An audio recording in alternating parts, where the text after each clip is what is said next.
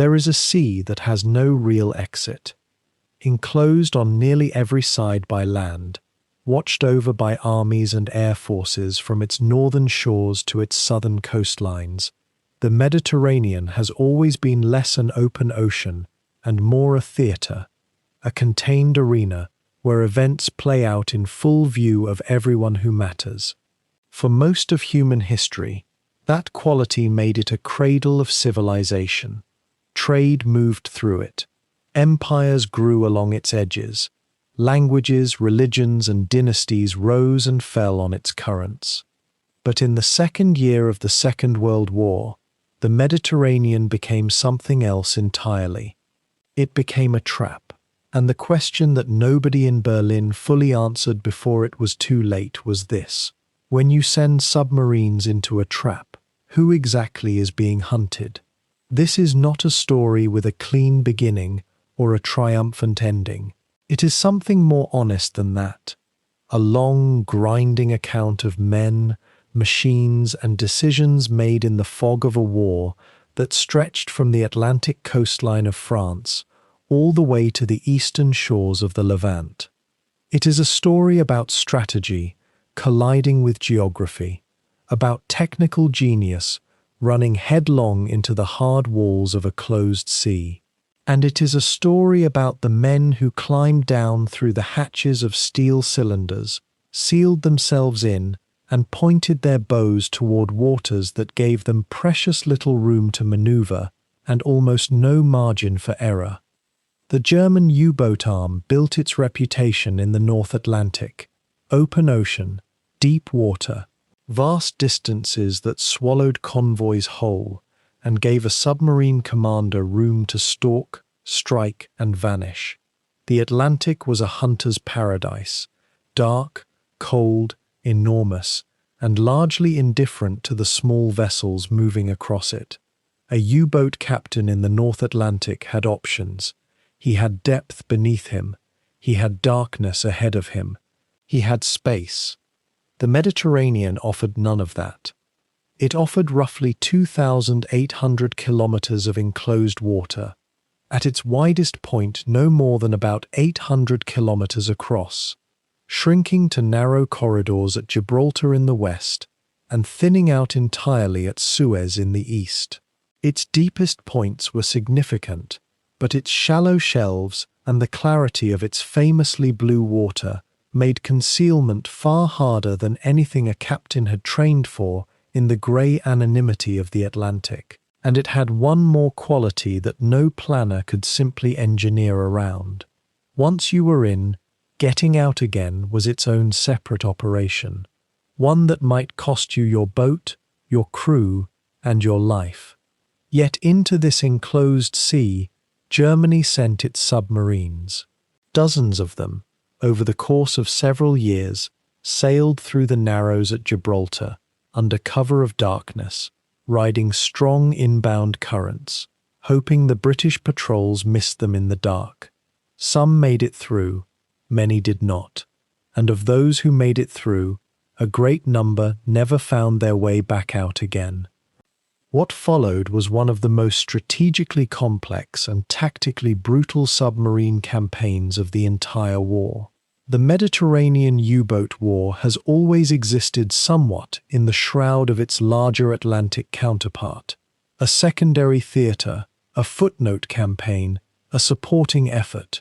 That framing has never done it justice, because in these closed waters, with their limited escape routes and their concentrated Allied defensive effort, the dynamics of submarine warfare were compressed and intensified in ways that produced moments of extraordinary tactical drama, alongside losses of almost unbearable regularity. Allied warships went to the bottom here. Aircraft carriers, battleships, cruisers, supply convoys that entire campaigns depended on were torn apart in the darkness by torpedoes fired from submarines running silently beneath the surface. The British position in the Mediterranean, already precarious in the early years of the war, came under sustained pressure from below that forced commanders to rethink convoy routes, escort deployments, and the fundamental assumptions of how naval power was projected in an enclosed sea. But the Allies adapted, they learned, they built systems, and the geography that had once made the Mediterranean seem like a rich hunting ground for submarines gradually revealed its other face, a face that looked far less welcoming to a vessel that needed to surface, to recharge, to communicate, and to find somewhere safe to put in for repairs. If you are here for the first time, welcome. This channel exists for exactly this kind of deep, long-form journey, through the battles and decisions that shaped the Second World War. We do not rush, we do not skim, we sit with the material until the shape of it becomes clear, until the people inside the history start to feel like people, rather than names attached to coordinates on a map. If that sounds like your kind of evening, settle in now. Turn the lights down, get comfortable, and let the story carry you. And if you have found something worthwhile here tonight, the single most useful thing you can do is subscribe. It keeps this work alive, and it means the next chapter will be waiting for you when you come back. Because there are 18 chapters ahead of us tonight. We begin where any honest account of this campaign must begin, not with the first torpedo fired in Mediterranean waters, but with the conditions that made this war possible and the philosophy that drove it. We will travel through the early Italian submarine operations, through the arrival of the first German boats in the autumn of 1941, through the great tactical victories of the early period, and the slow, grinding reversal of fortune that came afterward. We will follow the convoys, the escort groups, the radar operators, and the depth charge crews. We will trace the arc of a campaign that started with real strategic purpose and ended with a handful of surviving submarines operating in conditions that amounted to a sentence without appeal. Along the way, we will ask the questions that make this campaign genuinely worth examining. Was it ever going to work? Could a submarine force designed for open ocean warfare have succeeded in waters this confined, against an enemy this determined? What did the men who served aboard these boats understand about the odds they were facing? And what does the Mediterranean U-boat war tell us? Not just about the Second World War, but about the relationship between geography and strategy, about the limits of military technology, when the terrain itself becomes your enemy. There are no easy answers, but the questions are worth the time. The Mediterranean is still out there tonight, still enclosed, still watched from its shores, still carrying the currents that brought warships and submarines and the men inside them through passages where history narrowed to a point. The water is deep enough in places to have kept its secrets for decades. Wrecks in the dark, steel on the seabed, vessels that slipped beneath the surface and never came back up. We are going to find out what happened to them. We are going to find out why they were there, what they were trying to do, and how the closed sea that was supposed to give them purpose became the thing that finished them. Stay with us. The first boat is already in the water. There is something ancient about the idea of a vessel that disappears beneath the water. Long before steel and diesel and compressed air, men had imagined a warship that could move unseen beneath the surface of the sea, approaching an enemy without warning, striking with terrible precision, and vanishing again before any response could be mounted. For most of human history, that idea lived only in the realm of imagination and failed experiment. Then, across the final decades of the 19th century and the opening years of the 20th, it began to become real. By the time the great powers of Europe went to war in 1914, the submarine had matured from curiosity into weapon, and the world's navies were only beginning to understand what that meant. Germany came to submarine warfare with a particular kind of clarity. The Imperial German Navy had understood, even before the First World War, that it could not match the Royal Navy ship for ship on the surface. Britain's fleet was too large, too experienced, too deeply embedded in centuries of maritime dominance. But beneath the surface, the equation changed. A submarine did not need to outgun a warship. It needed only to be invisible long enough to fire. The Unterseeboot, the undersea boat, shortened in common use to U-boat, became Germany's answer to a strategic problem that surface warships could not solve. In the War of 1914 to 1918, German submarines nearly broke the British war effort entirely, strangling the supply lines across the Atlantic before American intervention and convoy tactics slowly turned the tide against them. When that war ended in defeat, the lessons were not forgotten. They were studied, refined, and quietly preserved through the years of restriction and rebuilding. The Germany that rearmed through the 1930s did not approach submarine warfare as an afterthought. The men who shaped the new U-boat arm, most significantly Admiral Karl Dönitz, who had himself commanded a submarine in the First World War and spent years afterward thinking about how to do it better, came with a philosophy already formed. Dönitz believed in numbers. He believed in coordination. He believed that submarines operating alone were vulnerable to the evolving defenses of surface escorts, but submarines operating together, in organized groups, could overwhelm any convoy's protection by attacking from multiple directions simultaneously. He called this concept the Rudeltaktik, the pack tactic, the formation that Allied sailors would come to know as the Wolf Pack. When the Second World War began in September of 1939, Germany's U-boat fleet was smaller than Dönitz wanted, but the doctrine was ready.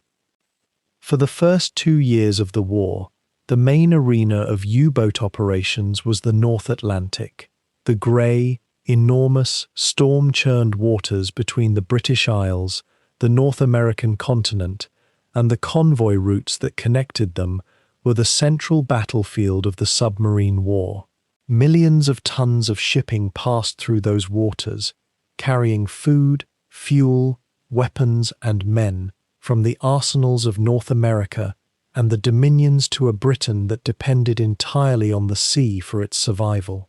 The U-boats pursued those convoys relentlessly, and in the early years they extracted a toll that seemed, at moments, as though it might be decisive. The crews who served in those boats developed a culture and a pride of their own. Young men, often very young, operating in conditions of extraordinary physical discomfort and psychological strain, sustained by professional skill, by unit loyalty, and by the knowledge that what they were doing mattered enormously to the outcome of the war. But the Atlantic was not the only ocean that mattered, and as the war expanded and the strategic map grew more complicated, another body of water began to demand attention. The Mediterranean Sea sits at the intersection of 3 continents. It had been a center of human civilization and trade for thousands of years before anyone conceived of a submarine, and by the 20th century, it remained one of the most strategically consequential bodies of water on Earth. Through the Mediterranean flowed the British Empire's lifeline to India, to East Africa, to the oil fields of the Middle East, and to the Dominion forces that were gathering strength in Egypt. It was the sea that connected Gibraltar to Alexandria, that lapped against the coasts of France and Italy and North Africa, that separated Europe from the territories Britain needed to hold if it intended to keep fighting. When Italy entered the war in June of 1940, that sea became a battlefield in a way it had not been since the age of sail.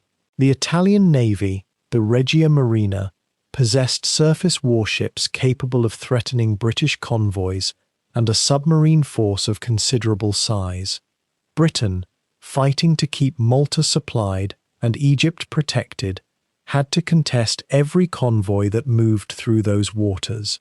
The Royal Navy's Mediterranean fleet was large and professional, but it was stretched across enormous distances, guarding multiple objectives simultaneously, always aware that a single catastrophic loss could shift the balance in ways that were difficult to recover from. The Mediterranean was, in the language of naval planners, a contested sea, a body of water where neither side could move freely, and where every passage came with risk attached. What made the Mediterranean simultaneously attractive and treacherous for submarine operations was precisely its nature as a closed sea. It is not an ocean. It does not offer the vast, empty stretches of the North Atlantic, where a submarine could disappear for days without encountering a warship, aircraft, or convoy.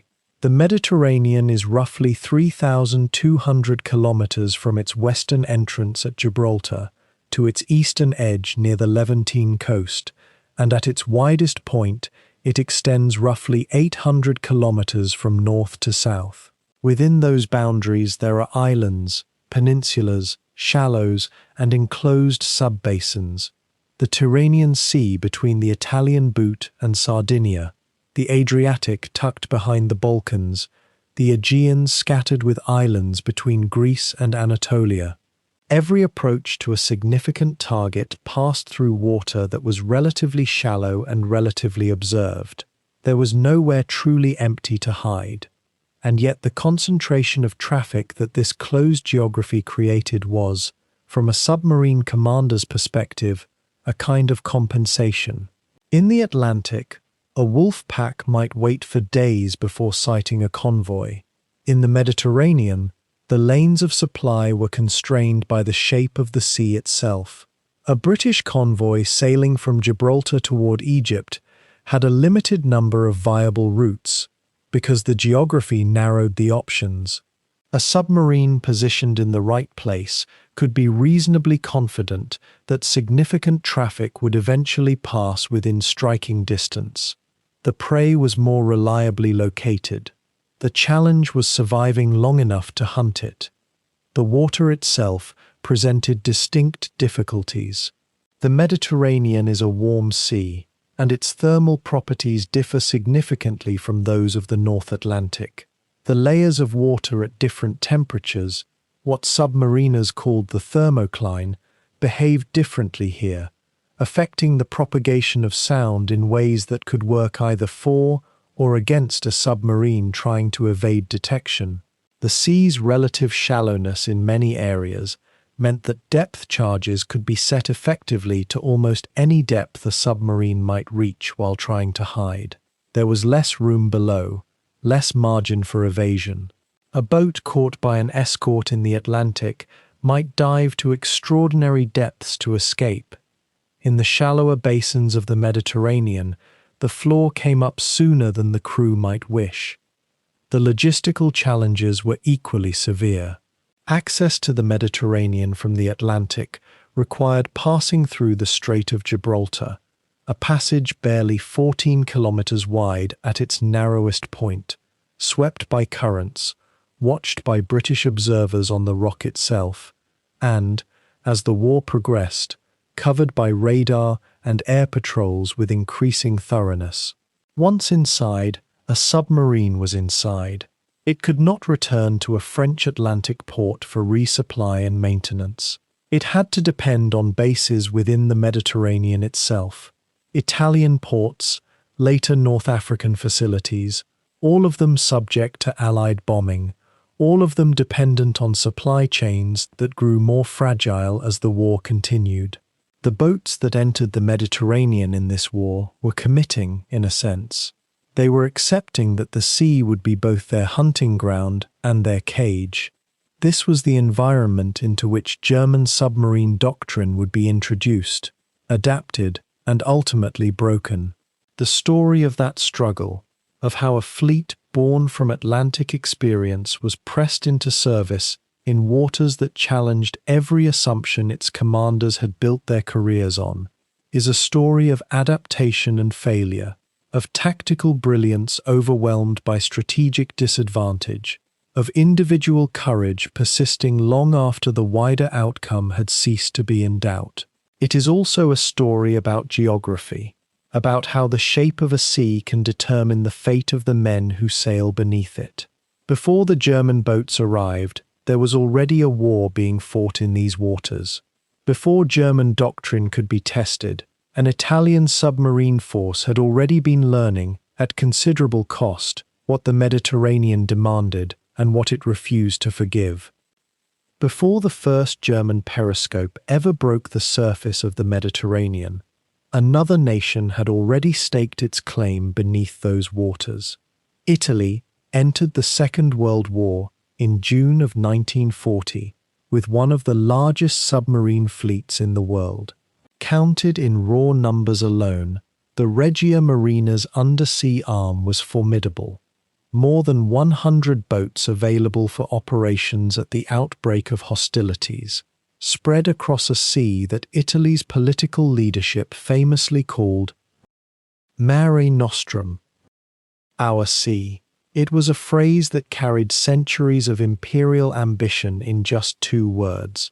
The submarines meant to enforce that ambition were crewed by men who were, in many cases, genuinely capable and courageous. What they lacked was not will. What they lacked was doctrine, equipment suited to their specific operational theatre, and a high command willing to think unconventionally about how an underwater war in enclosed waters actually needed to be fought. The boats themselves told a complicated story. Italian submarine design in the 1930s had followed an aesthetic and engineering philosophy that prioritized size, habitability, and range, qualities better suited to ocean-going operations than to the quick, shallow, reactive warfare the Mediterranean would demand. Many of the fleet's larger ocean-class vessels were magnificent machines in their own right, capable of long-distance patrols and equipped with reasonable torpedo loads. But in a sea where any point from Gibraltar to Suez is reachable within days, range mattered far less than speed, maneuverability, and the ability to dive rapidly when threatened from the air.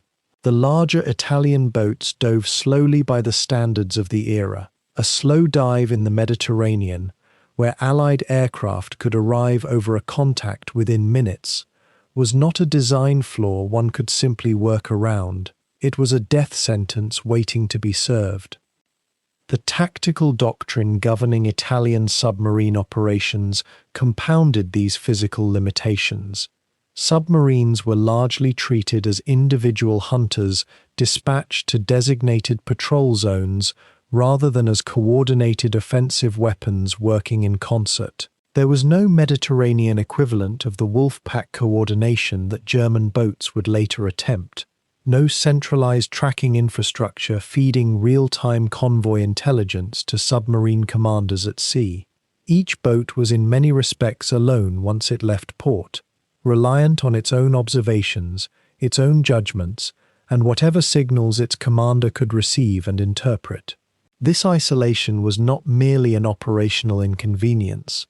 It meant that when Allied convoy routing changed, when escort patterns shifted, when intelligence altered the entire geometry of a patrol zone, the Italian submarine in question might spend days steaming through empty water with no awareness that the war had moved somewhere else entirely. The Regia Marina did deploy its submarines aggressively in the opening months of the war, and the early operations were not without courage. Boats ranged across the western Mediterranean, operated off Gibraltar, and probed the waters around Malta, which would become one of the most fought-over specks of land in the entire conflict. Several Italian commanders conducted patrols that were genuinely bold by any standard, pressing attacks against British warships and convoys despite the risks. The Royal Navy, however, was not a passive opponent waiting to absorb punishment.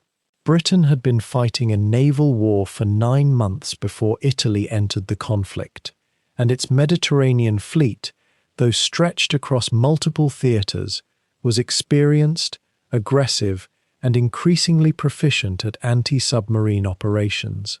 The asymmetry of experience showed in the early loss rates Italian submarines suffered when they pressed attacks close to well-defended targets. Malta sat at the heart of this opening phase like a stone in a gale. From Malta, the British ran submarines, surface warships, and aircraft that constantly disrupted Italian supply lines running south toward North Africa.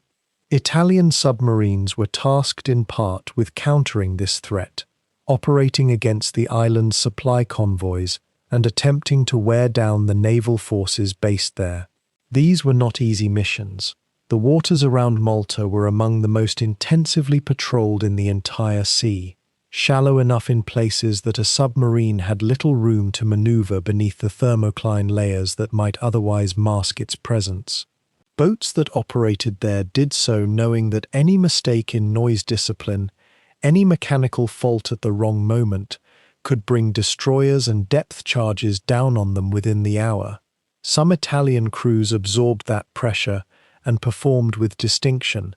Others found the environment simply too hostile to sustain effective offensive action. Beyond Malta, Italian submarines were deployed to the eastern Mediterranean, toward the waters off Alexandria, and along the Egyptian and Palestinian coasts where British naval traffic was heaviest. These operations extended the boats' endurance close to their practical limits and placed crews under prolonged strain. Living conditions aboard Italian submarines were, by the accounts of those who served, intensely uncomfortable. Heat in the Mediterranean was not merely an inconvenience, but a physiological burden that left crews exhausted and reduced their reaction times during critical moments. The air inside a submerged boat on a summer patrol in those latitudes grew foul within hours.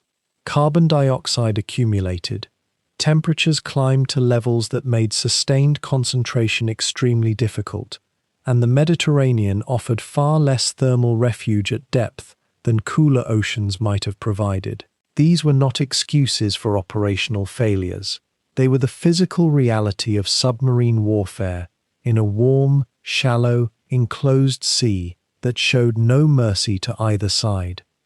Italian submarine commanders occasionally achieved results that demonstrated exactly what the fleet might have accomplished under better conditions. Particular attacks on British cruisers and destroyers, conducted at close range and requiring genuine nerve to execute, showed that the human material was not the problem. When an Italian commander pressed an attack well and his torpedoes ran true, the results could be devastating. The Royal Navy lost surface units to Italian submarines, and those losses were operationally significant at moments when British strength in the Mediterranean was already stretched dangerously thin. These successes were celebrated in Rome, cited as proof that the undersea campaign was contributing meaningfully to Italy's war effort. What the celebrations rarely acknowledged was the ratio of effort to result, the number of patrols conducted, the fuel consumed, the crews exhausted, and the boats lost relative to the tonnage actually sent to the bottom. The issue of torpedo reliability haunted Italian submarine operations throughout the war and deserves honest accounting. Italian torpedoes of the period suffered from technical deficiencies that reduced their effective striking power in ways that commanders at sea sometimes could not immediately explain. A contact would be gained, an attack position developed with care and skill, the weapons fired, and then nothing, or a hit that failed to detonate with the force the warhead specifications suggested it should. These experiences were demoralizing in a particular way, because they created doubt in the minds of commanders about whether their own judgments were sound or whether the equipment itself was betraying them. Distinguishing between a poorly executed attack and a torpedo failure was not always possible from the perspective of a periscope, and the uncertainty corroded confidence in ways that accumulate over months of operations. British anti-submarine forces in the Mediterranean grew steadily more capable as 1940 extended into 1941. The Royal Navy brought hard-won experience from the Atlantic to bear on Mediterranean operations, training escort crews and refining the tactical procedures that made convoy defense increasingly effective. Aircraft operating from Malta and from North African bases extended the area under surveillance, forcing Italian submarines to spend more time submerged during daylight hours. More time submerged meant slower movement, greater battery drain, more heat below decks, and a reduced ability to position for attack. The operational geometry slowly closed around the Italian submarine fleet, not through any single dramatic reversal, but through the accumulation of small tactical advantages that the Allies pressed with patience and consistency. By the time German U-boats began arriving in the Mediterranean in the second half of 1941, the Italian submarine campaign had already settled into a pattern of high effort producing diminishing returns. This was not a collapse. Italian boats continued to patrol, continued to score occasional successes, and continued to tie down Allied anti-submarine resources that might otherwise have been deployed elsewhere. But the dream of dominating Mare Nostrum through undersea power had already encountered the hard geometry of the sea itself. The Mediterranean's limited depth in many areas, its transparency to aircraft in the clear summer months, its multiple choke points where surface and air patrols could concentrate, all of these worked against the submarines operating within it, regardless of whose flag flew on the boats above the waterline. What Italy's early submarine campaign bequeathed to the broader story of Mediterranean undersea warfare was both a foundation and a warning. The bases were established, the patrol routes charted, the defensive patterns of the enemy partially mapped through painful experience. Italian crews had learned where the British were strongest, where their anti-submarine patrols were thinnest, where the water offered at least some protection to a boat trying to survive. This knowledge, accumulated at considerable cost, would be available to German commanders when they arrived, though whether those commanders truly absorbed the lessons the Italians had written in blood and depth charges is another question entirely. The Mediterranean had already shown its character by the time the U-boats came. It was not an ocean that forgave the presumption of those who entered it, thinking numbers and courage alone would be enough. There is something worth pausing on in the broader shape of Italy's submarine war, a fleet that entered the conflict as one of the largest in the world, operating in waters that its own government had claimed as a national inheritance, found itself progressively outmatched, not through lack of personnel quality, but through the convergence of equipment limitations, doctrinal rigidity, and an environment that demanded a kind of operational flexibility the institutional culture of the Regia Marina struggled to supply. The men who served in those boats, who endured the heat, the mechanical failures, the losses of friends to depth charges in water they could hear slamming against their hulls, deserve to be understood as something more than a footnote to the German campaign that followed. They were the first chapter of a story about what happens when ambition and geography meet in a closed sea, and the sea refuses to yield. By the autumn of 1941, the war in the Mediterranean had settled into a grinding, exhausting rhythm. Italy's submarine force had been fighting for more than a year, and while individual boats had scored genuine successes, the broader picture was troubling. British convoys were still moving. The Royal Navy still held the balance of power in the Central Sea. Mussolini's admirals had appealed to Berlin, and Berlin, for once, had listened. What followed was a decision that would reshape the entire underwater war in these enclosed waters: the transfer of German U-boats southward, away from the grey Atlantic swells and into the warm, transparent depths of the Mediterranean. It was not a simple redeployment.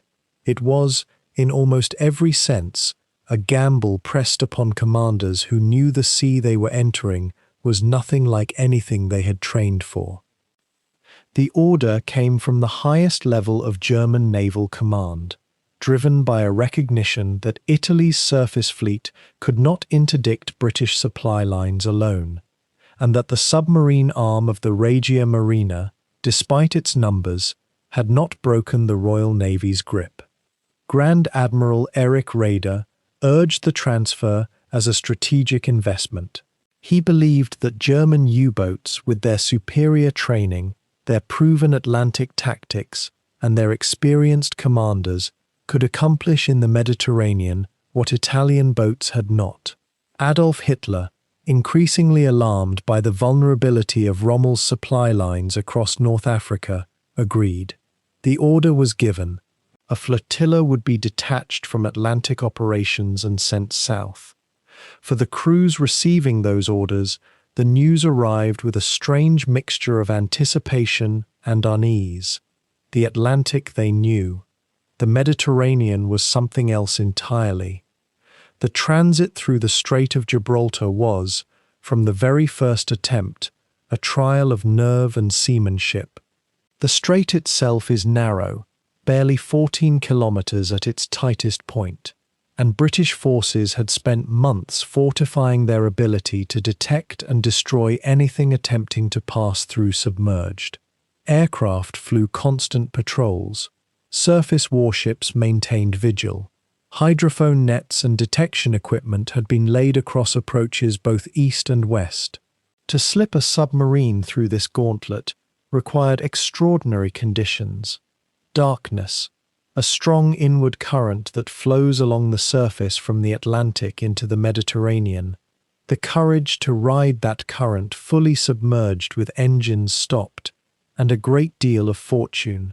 The first German boats to attempt the passage did so with none of the bravado one might expect.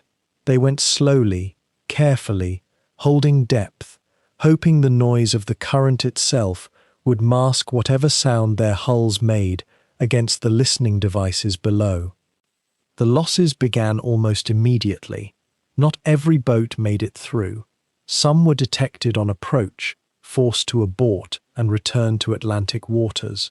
Others were depth-charged in the strait itself, driven deep, shaken, and fortunate to survive long enough to limp back westward. A handful of the early transiting boats were lost entirely, their fates determined by the moment British forces triangulated their position and responded. But enough got through. Enough crossed the invisible threshold between ocean and enclosed sea to begin establishing a German presence in waters that had, until now, been an Italian domain. For those crews who surfaced east of the strait for the first time, blinking in the Mediterranean light, there was little time to absorb the strangeness of their situation. They had arrived. Now they had to fight. The first operational reality that struck every German commander who entered the Mediterranean was the water itself. The Mediterranean is saltier than the Atlantic, and that higher salinity changes how a submarine behaves. Buoyancy calculations that had become second nature in the Atlantic no longer held. Boats trimmed differently. Depth keeping required adjustment. The temperature layers within the water column, the thermoclines that Atlantic commanders relied upon to mask their acoustic signature from hunting destroyers, behaved differently here, sometimes offering less protection than expected, sometimes offering unpredictable shelter. Beyond the physics, there was visibility. The Mediterranean is famously clear, and that clarity extended underwater in ways that made air attack a constant and terrifying threat. An aircraft, catching sight of a submarine in shallow, transparent water, could initiate an attack with devastating speed, leaving crews almost no time to reach safe depth. The bases that received these new arrivals were concentrated along the northern Mediterranean littoral, with the facilities at La Spezia and Pola serving as the primary points of maintenance, resupply, and crew rotation. These were Italian ports, and while the alliance between Berlin and Rome was formally close, the practical reality of operating as a guest within another navy's infrastructure created friction that never entirely disappeared. Spare parts had to come overland or by air from Germany. Torpedoes were in constant short supply. Fuel allocation was a source of recurring dispute between German flotilla commanders and their Italian hosts. The support infrastructure that Atlantic U-boats could take for granted, purpose-built bunkers, dedicated supply chains, specialist repair facilities, simply did not exist in the Mediterranean in the same form. German engineers and logistics officers worked constantly to improve the situation, but they were always improvising, always catching up, always one crisis behind. The enclosed geography imposed a strategic constraint that no amount of tactical skill could overcome. In the Atlantic, a U-boat that found itself harried by escorts could simply run. It could move into vast open ocean, put distance between itself and its hunters, surface to recharge batteries in the darkness far from any coast, and wait for the pressure to dissipate. In the Mediterranean, that option did not exist in the same way. The sea is long but narrow. Every direction of escape eventually encountered a coastline, a contested strait, or an area dense with Allied patrol activity. Commanders who had learned to think in terms of thousands of kilometers of operational space now had to recalibrate everything to a much more compressed geometry. The Mediterranean was a room, and the Allies were steadily filling it with hostile forces. Despite these difficulties, the early German arrivals wasted no time demonstrating their capability. Within weeks of the first boats establishing themselves in their new bases, they were at sea, hunting. The British had grown accustomed to Italian submarine operations, cautious, often conservative, and constrained by doctrine that favored safety over aggression. German commanders operated differently. They were more willing to press attacks close to escort screens. They were faster to act on intelligence, more practiced at night surface approaches, and more comfortable with the kind of instinctive, improvised decision-making that effective submarine warfare required. The Royal Navy would quickly discover that the nature of the threat in the Mediterranean had changed. These were not the same opponents. The crews themselves were, in many cases, veterans of the Atlantic campaign. They had already survived convoy battles in the north, had already faced escort groups and aircraft patrols, and the long, claustrophobic tension of deep water hunting. Coming to the Mediterranean was, in some respects, a transfer to shorter patrols and different targets, rather than an introduction to submarine warfare's hardships. But the specific dangers of the enclosed sea accumulated quickly in their experience. The shallower water meant that a depth charging that might allow escape in the deep Atlantic became far more dangerous when the seabed was close. There was less room to maneuver below the surface, less room to wait out a determined hunter, and less chance that an aggressor would simply lose contact and move on. Communications between the Mediterranean flotilla and headquarters in Germany presented a persistent challenge throughout the campaign. The long distances and the mountains separating the Mediterranean basin from northern Europe meant that radio traffic had to work harder and was correspondingly more vulnerable to Allied interception and direction finding. German signals security was rigorous, and the Enigma-enciphered traffic was considered unbreakable, a confidence that would eventually prove catastrophically misplaced, though the full consequences of that vulnerability would not become apparent until later in the war.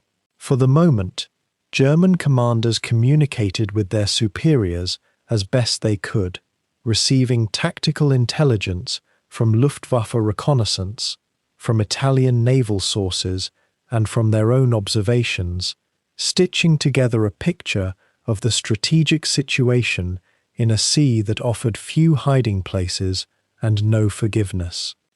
The Italians watched the German arrival with feelings that mixed relief, professional admiration, and a certain defensiveness. Here were allies who clearly possessed skills that the Regia Marina's submarine arm had not fully developed, and their presence, while welcome in strategic terms, carried an implicit criticism that Italian commanders felt acutely. Joint operations were discussed and sometimes attempted, but in practice the two submarine forces operated largely in parallel rather than in genuine coordination. German and Italian commanders attended the same port facilities and shared the same overarching objective, the disruption of British operations, but their tactical doctrines, their command cultures, and their communication systems were different enough that seamless integration remained elusive. The partnership was functional rather than harmonious, and that distinction would matter more as the campaign intensified. By the close of 1941, the German presence in the Mediterranean had moved from novelty to established fact. The flotilla was small by Atlantic standards, a matter of handfuls of boats, rather than the great wolf-pack concentrations that were simultaneously terrorizing convoys in the north. But it had already made itself felt in ways that the British could not ignore. Warships had been struck. Convoys had been disrupted. The Royal Navy's admirals were adjusting their routines, their dispositions, and their planning in response to a threat they had not expected to face with this degree of German professional competence. The confined sea had gained a new predator, and the confined sea, with all its complications and cruelties, was now its hunting ground. What neither side yet fully understood was how quickly that relationship between hunter and hunted would begin to shift, and how severely the geography that seemed to offer the Germans opportunity would ultimately become the instrument of their undoing. It is a closed system, a body of water with two narrow exits and no others, one at its western end, one at its eastern, and between them 1,000 miles of confined blue water, where geography itself becomes a weapon. For any submarine commander ordered to operate within that sea, the first question was never about targets or tactics. It was about passage. How do you get in? How, if you survive long enough, do you ever get out? These two questions haunted every man who sailed beneath the Mediterranean surface, because the answers were controlled not by German ingenuity or Italian seamanship, but by the British Empire, whose warships and aircraft stood guard at the only doors that mattered. At the western end of the Mediterranean sat Gibraltar, 14 square kilometers of limestone rising from the water at the point where Europe and Africa nearly touch. The distance across the strait at its narrowest point is barely 14 kilometers. For a surface ship, that crossing takes minutes. For a submarine attempting to transit submerged, against strong Atlantic currents that rush eastward through that gap, the journey could take the better part of a full day, a day spent creeping through water patrolled from above by aircraft and surface vessels, threaded with hydrophone detection equipment, and watched by observers stationed on heights commanding views of both approaches.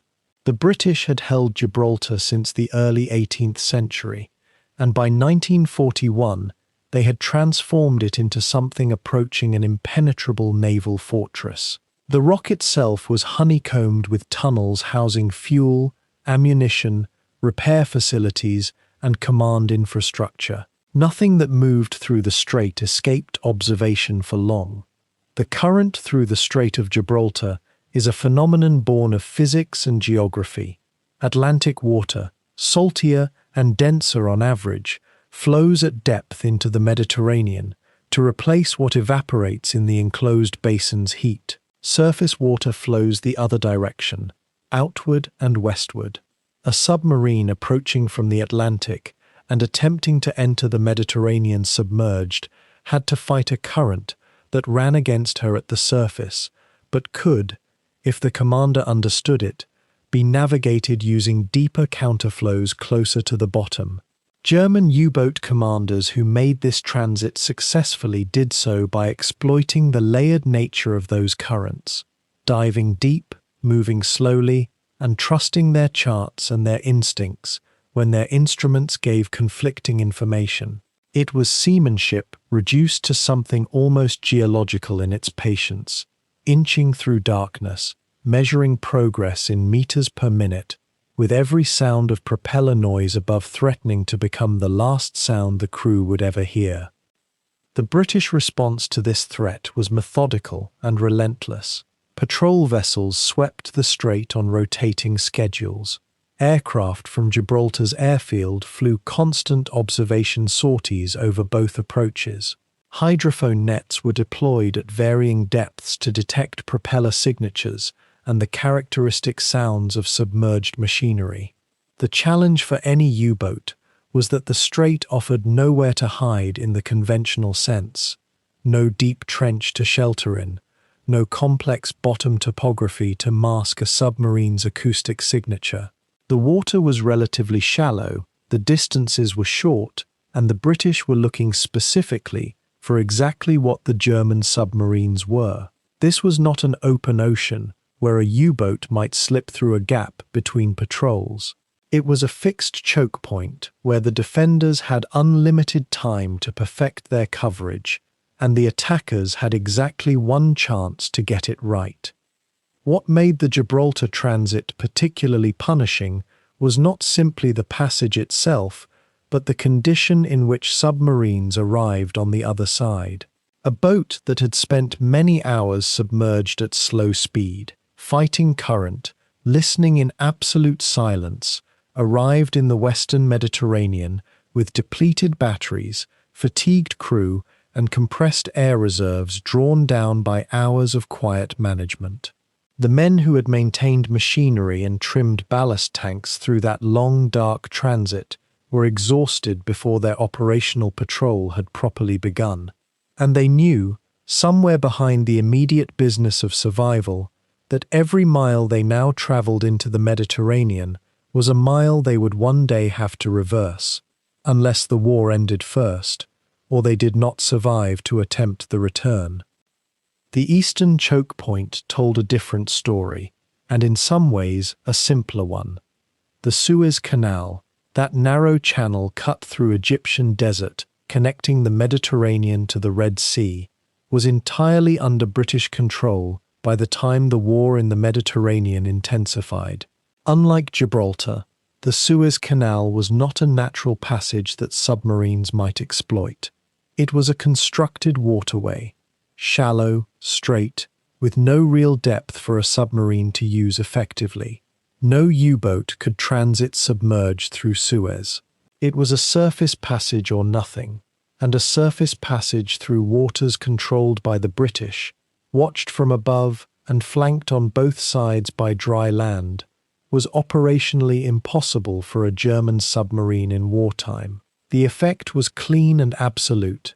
The eastern exit of the Mediterranean was simply closed to German U-boats for the entire duration of the campaign. They entered through one door, and that same door was the only way out. This geographical imprisonment shaped German Mediterranean U-boat strategy in ways that rippled through every decision made by commanders and planners alike. Every submarine sent through Gibraltar to operate in the Mediterranean was, in the most literal sense, committed to that theatre with no easy withdrawal. Boats that were badly damaged in the eastern or central Mediterranean could not simply slip out through Suez and limp back to a French Atlantic port for major repairs. They had to reach one of the limited bases the Germans and Italians maintained in Italian-controlled ports: La Spezia on the Ligurian coast, Pola in the Adriatic, Salamis in Greece, and accept whatever repair facilities existed there. The supply chain ran backward through Gibraltar when it ran at all, and as the war progressed and Allied control of the strait tightened, that chain grew thinner and less reliable with each passing month. Italian submarines had been operating in the Mediterranean since long before the Germans arrived, and their experience with the Gibraltar transit offered both lessons and warnings.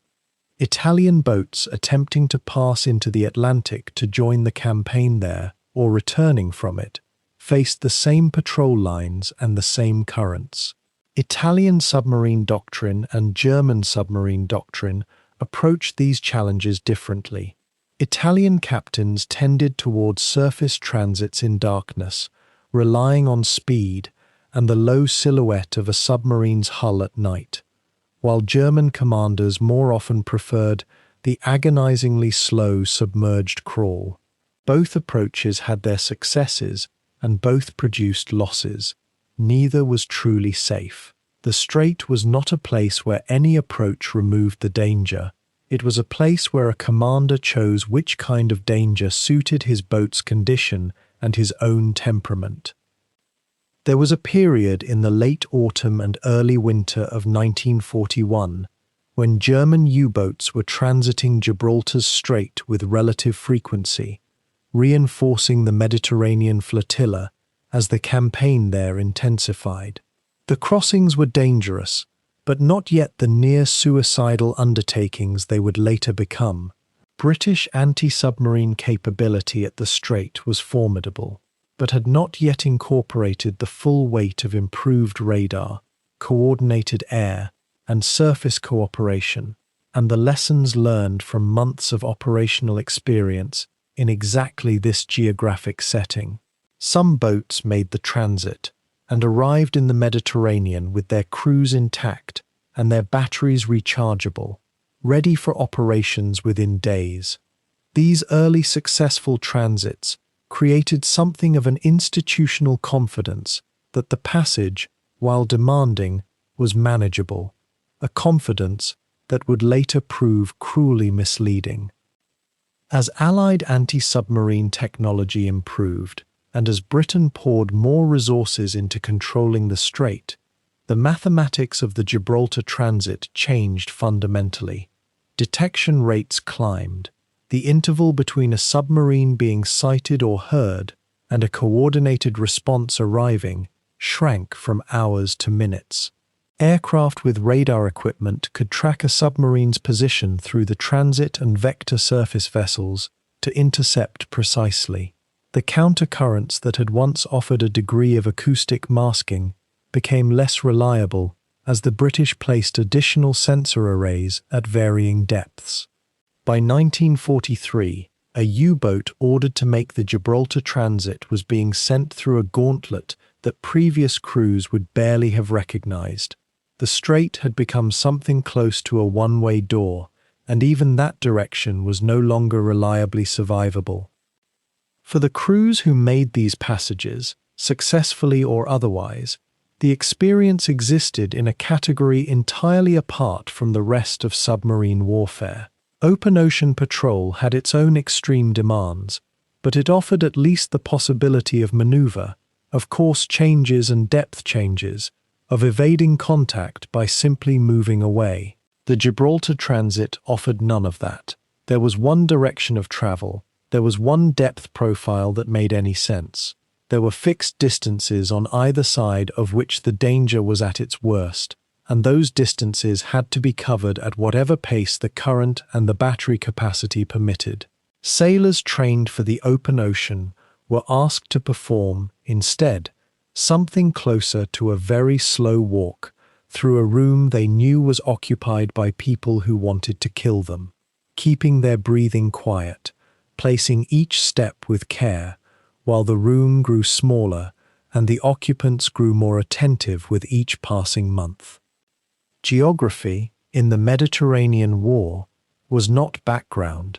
It was not scenery against which the human drama of naval combat played out. It was itself a combatant, as active and consequential as any destroyer on patrol or any aircraft circling overhead. Gibraltar and Suez were not simply points on a map that commanders noted and filed away. They were the architecture of the entire campaign, the constraints within which every strategy had to be built, the walls of a room that grew tighter as the war progressed. German planners could design tactics. They could develop technology. They could train men to extraordinary levels of skill and endurance. What they could not do was move Gibraltar, deepen the Suez Canal, or alter the Atlantic currents that made the strait such a demanding passage for a slow and vulnerable underwater vessel. The sea had its own terms, and in the Mediterranean, those terms were always imposed by the land that surrounded it. By the autumn of 1941, the German U-boats that had navigated the gauntlet of Gibraltar were settling into their new operational reality. The Mediterranean was not the open Atlantic, but it was alive with targets. British warships moved constantly between Alexandria and Gibraltar, shuttling supplies to Malta, reinforcing the desert flank, and attempting to strangle Rommel's supply line across the Libyan coast. For commanders still learning the rhythms of this enclosed sea, the target-rich environment was both an opportunity and a trap. The water was clearer here, the currents more predictable in some stretches and treacherous in others, and the depth in certain areas gave submarines far less room to maneuver when the hunters came. But in those early months, before Allied anti-submarine capabilities had fully adapted, the hunters were still largely the prey. German U-boat commanders arrived with skill earned in the Atlantic, and they applied it now against a Royal Navy that had not yet calibrated its defences for the threat now circling beneath the Mediterranean's blue surface. The first signal that something had fundamentally changed in the naval balance arrived with the loss of a British warship that shook the entire Eastern Mediterranean command. A German submarine, having penetrated deep into waters the Royal Navy still considered relatively secure, intercepted a capital ship operating without adequate protection. The torpedo tracks crossed open water and struck home. The resulting explosion was not simply the loss of a vessel, it was a demonstration of reach. A U-boat had ventured far from any safe harbour, navigated waters that required extraordinary care, and delivered a blow against a ship that represented years of British shipbuilding and hundreds of lives. The news spread through naval command on both sides. For the Germans, it confirmed that the decision to send boats into the Mediterranean had been justified. For the British, it announced that no warship could consider itself beyond danger merely because it sailed in familiar waters. The month of November in 1941 became one of the most painful in the history of the Royal Navy's Mediterranean operations. Within a span of days that felt catastrophically compressed, British forces absorbed losses that would have seemed implausible just weeks earlier. A German submarine caught the aircraft carrier Ark Royal southwest of Gibraltar, striking her with a single torpedo. She did not sink immediately. Damage control parties fought through the night, but the flooding could not be stopped, and she went down the following morning. Ark Royal had survived years of Axis propaganda claiming her sunk, had become almost a symbol of British naval resilience, and now she was gone.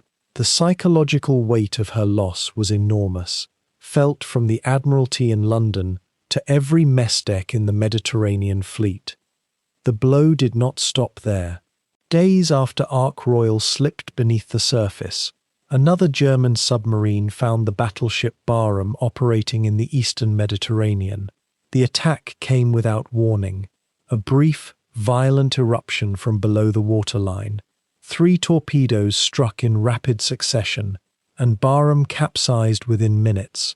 As she rolled, her magazines ignited in a catastrophic explosion witnessed by every ship in the convoy. More than 800 men died with her. Barham had been a vessel of the First World War generation, a survivor of Jutland, a ship that carried the weight of British naval history across a quarter-century of service. She was gone in less than 4 minutes. The British Admiralty, acutely aware of the effect such news would have on public morale, attempted to suppress the information for weeks. But the men who saw her go under could not unsee it, and the Mediterranean fleet would carry that image for the remainder of the war. Malta stood at the center of everything. The island was simultaneously a fortress, a target, and a lifeline, and the convoys sent to sustain it became magnets for every submarine operating in the central Mediterranean. German and Italian boats coordinated loosely, laying in wait along the routes from Gibraltar and Alexandria that supply ships were forced to use. The convoys ran a continuous gauntlet, and losses mounted not only among merchant vessels but among their escorts. For U-boat commanders, attacking a convoy meant surviving the counterattack. The destroyers that would race toward the torpedo track, dropping depth charges in patterns designed to crush a hull at any depth. But for those who survived the counterattack, the rewards were significant. Tankers, ammunition ships, and supply freighters critical to the British position in North Africa went to the bottom with regularity through the first half of 1942. The supply war was as much about arithmetic as it was about individual heroics. Rommel's Afrika Korps required a constant flow of fuel, ammunition, and reinforcements across the Mediterranean from Italian ports. British submarines, surface forces, and aircraft attacked that flow relentlessly. But German and Italian submarines attacked with equal determination against Allied logistics, and the result was a mutual bleeding that left both sides perpetually short of what they needed. When a British merchant ship carrying aviation fuel went down, the aircraft operating from Malta flew fewer sorties. When a tanker intended for Rommel was lost to a British submarine off Tripoli, German armoured formations sat immobile in the desert. The Mediterranean in 1941 and 1942 was a war of attrition measured in tonnage, and the U-boats contributed significantly to the Axis side of that ledger. The attack on Force K illustrates the way fortune shifted in those months. A British surface strike force operating out of Malta had been inflicting serious damage on Axis supply routes, intercepting convoys with devastating efficiency. Then, in the early weeks of December 1941, elements of Force K sailed into an uncharted Italian minefield off the Libyan coast. The mines did their work without any submarine involvement, but the event was emblematic of how quickly fortunes reversed in confined waters. With Force K crippled, the pressure on Axis supply lines eased momentarily. German submarines and Italian boats pressed their advantage in the weeks that followed, knowing that the surface forces that might otherwise have threatened them were temporarily diminished or destroyed.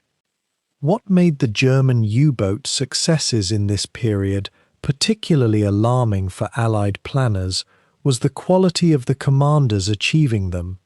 These were not inexperienced men finding easy targets by chance. They were trained professionals who had spent time in the Atlantic learning the discipline of patience, lying still for hours beneath a convoy's escort screen, waiting for the precise moment when a firing solution aligned and the geometry of angle, depth, and speed matched the equations in their targeting calculations. They brought Atlantic methodology to Mediterranean waters and found that the same techniques, adapted for shallower depths and clearer water, produced results. British counterpart skills were improving steadily, but they were improving against an enemy that was also gaining familiarity with the operational environment. The loss of British cruisers and destroyers during this period compounded the damage to offensive capacity. Surface escorts could not simply be conjured from nothing. Each vessel lost to a torpedo required months or years to replace, and in the interim, convoys sailed with thinner protection. The cycle was self-reinforcing. Fewer escorts meant more vulnerable convoys, More vulnerable convoys meant more losses to submarines. More losses to submarines meant fewer resources for anti-submarine patrols. German U-boat commanders understood this dynamic intuitively, even if they did not articulate it in strategic terms. They were eroding not merely individual ships, but the capacity of the entire Allied naval system in the Mediterranean to protect what it needed to protect. By early 1942, Dönitz and the German Naval High Command looked at the Mediterranean results with something approaching satisfaction. The boats sent through Gibraltar had performed. They had sunk capital ships that no amount of land-based air power or surface action had managed to destroy. They had disrupted supply routes critical to the British Eighth Army's ability to fight in the desert. They had forced the Royal Navy to adopt more conservative operating patterns, pulling major warships back from exposed positions and demanding heavier escorts for any significant movement. None of these outcomes alone ended the British position in the Mediterranean, but together they accumulated into a strategic weight that pressed down on every Allied planning discussion about the region. There was, alongside the tactical success, a human cost that the victory columns in German operational reports did not fully capture. Boats that achieved significant kills sometimes did not return from their patrols. The Mediterranean's clarity and constricted geography meant that a successful attack was often followed immediately by an equally intense hunt. Destroyers arrived faster here than in the Atlantic. Aircraft patrolled shorter legs.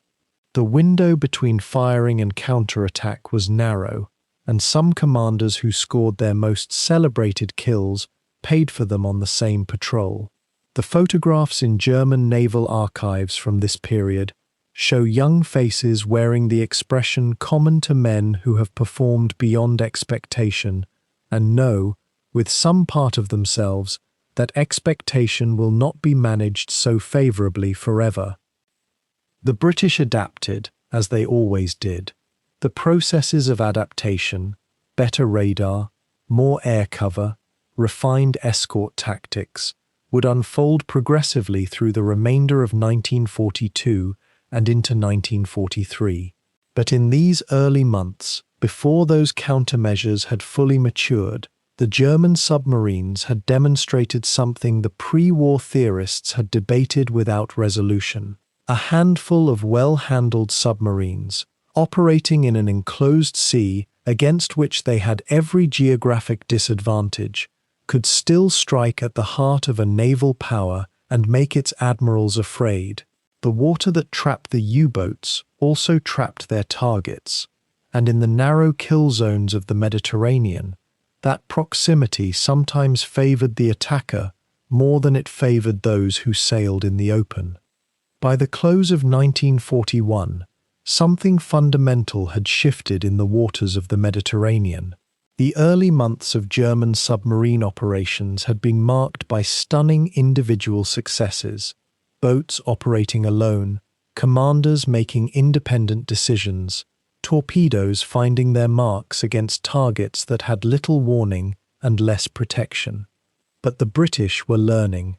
Every ship that went down, every convoy scattered, every escort vessel damaged or destroyed, fed information back to naval commanders, who were determined that the same mistakes would not be made twice. The age of the uncontested patrol was ending, and both sides could feel it in the quality of the air above the water and the tension of the men below it. The convoy system itself was not a new invention. Britain had learned its value in the First World War, when unrestricted submarine warfare had very nearly broken the nation's supply lines. The lesson had been painful enough that when the Second War began, the Atlantic convoys were organized with reasonable speed. But the Mediterranean presented different problems. The sea was enclosed, the distances shorter, the air coverage theoretically better, and yet the concentration of critical supply routes made each convoy a prize worth fighting for. Rommel's army in North Africa needed fuel, ammunition, and replacements. Malta, that island fortress sitting in the middle of the sea, needed food, aviation fuel, and aircraft. The British needed to supply both. Every vessel that carried those supplies was a target, and the Germans knew it.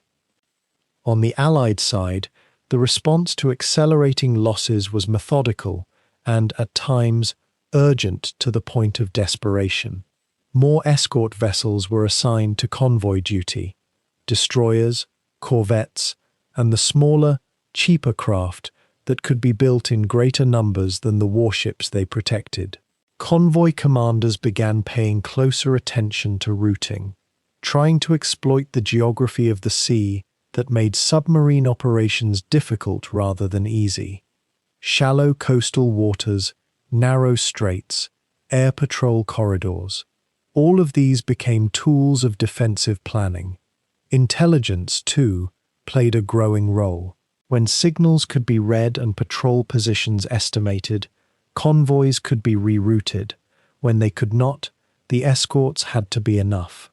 The German response to hardening defenses followed a pattern already being worked out in the Atlantic: the coordinated group attack. In the open ocean, wolf packs had been deployed with considerable success, multiple submarines converging on a convoy, overwhelming the escort screen by attacking from different directions simultaneously, forcing defenders to choose between chasing one attacker and leaving another free to fire. In the Mediterranean, the same idea was applied, but the geography complicated everything. The sea was not open, patrol areas overlapped, water depth varied enormously, and a submarine caught in shallow water by an alert escort had far fewer options than one operating in the deep Atlantic. Coordinating multiple boats in such conditions required precise communication, and every transmission risked detection. Despite these complications, the German command pushed for coordinated operations, and there were periods when they achieved genuine tactical results. Small groups of boats, rarely the large formations seen in the Atlantic, because the Mediterranean simply could not absorb them, would attempt to position themselves across the probable path of a convoy. The lead boat would make contact, report by radio, and then other boats would close in while the first kept pace with the target. Theoretically, the escort would be spread thin, pulled toward one attacker, while another slipped through from a different bearing. In practice, results were mixed. The geometry of the sea worked against large formations, and Allied signals intelligence was already beginning to complicate the picture for German coordinators trying to place their boats where the convoys would be. The air dimension was something the German submarine commanders had understood as a theoretical threat almost from the beginning of Mediterranean operations. What they had not fully anticipated was how quickly it would become a daily reality. The Royal Air Force and the Fleet Air Arm were extending their patrol coverage, and flying boats operating from Malta and Gibraltar ranged across wider and wider sections of the sea. A submarine running on the surface to charge its batteries or to make speed toward a contact could be spotted from altitude at distances that made evasion almost impossible. The water was too clear, too blue, too shallow in places for concealment. A boat caught on the surface by an aircraft had seconds to make a decision, and seconds were rarely enough. What the air patrols could not always do alone, they achieved in combination with surface escorts. The coordination between ship and aircraft that would eventually make the Atlantic so lethal for submarines was being developed in the Mediterranean at the same time, sometimes by the same officers and crews who would later carry those lessons elsewhere. When an aircraft could drop a flare or fire a signal to mark a submarine's last known position, a destroyer could arrive within minutes and begin a methodical search with its sound detection equipment. The submarine could dive and run, but running submerged was slow, rarely more than a few knots at best speed, and a patient, well-trained escort crew, with time on its side, could hold contact for hours. Many boats escaped, but the margins were shrinking. The crews who sailed those submarines carried the weight of this changing environment in ways that statistics alone cannot convey. A patrol that might have lasted weeks with freedom of movement now required constant discipline, constant caution. The decision to surface at night, once almost routine, now involved a calculation of risk that commanders had to make with imperfect information. Was there an aircraft in the area? Had the convoy they had been tracking sent a signal that was heard and acted upon? Had an escort they had passed hours ago doubled back? These questions had no certain answers, and the men who lived at the bottom of the sea's food chain had to make peace with that uncertainty on every watch, on every dive, in every quiet hour between contacts. The supply convoys to Malta became perhaps the most intense proving ground for both sides during this period. Malta's strategic value was understood by everyone who looked at a map.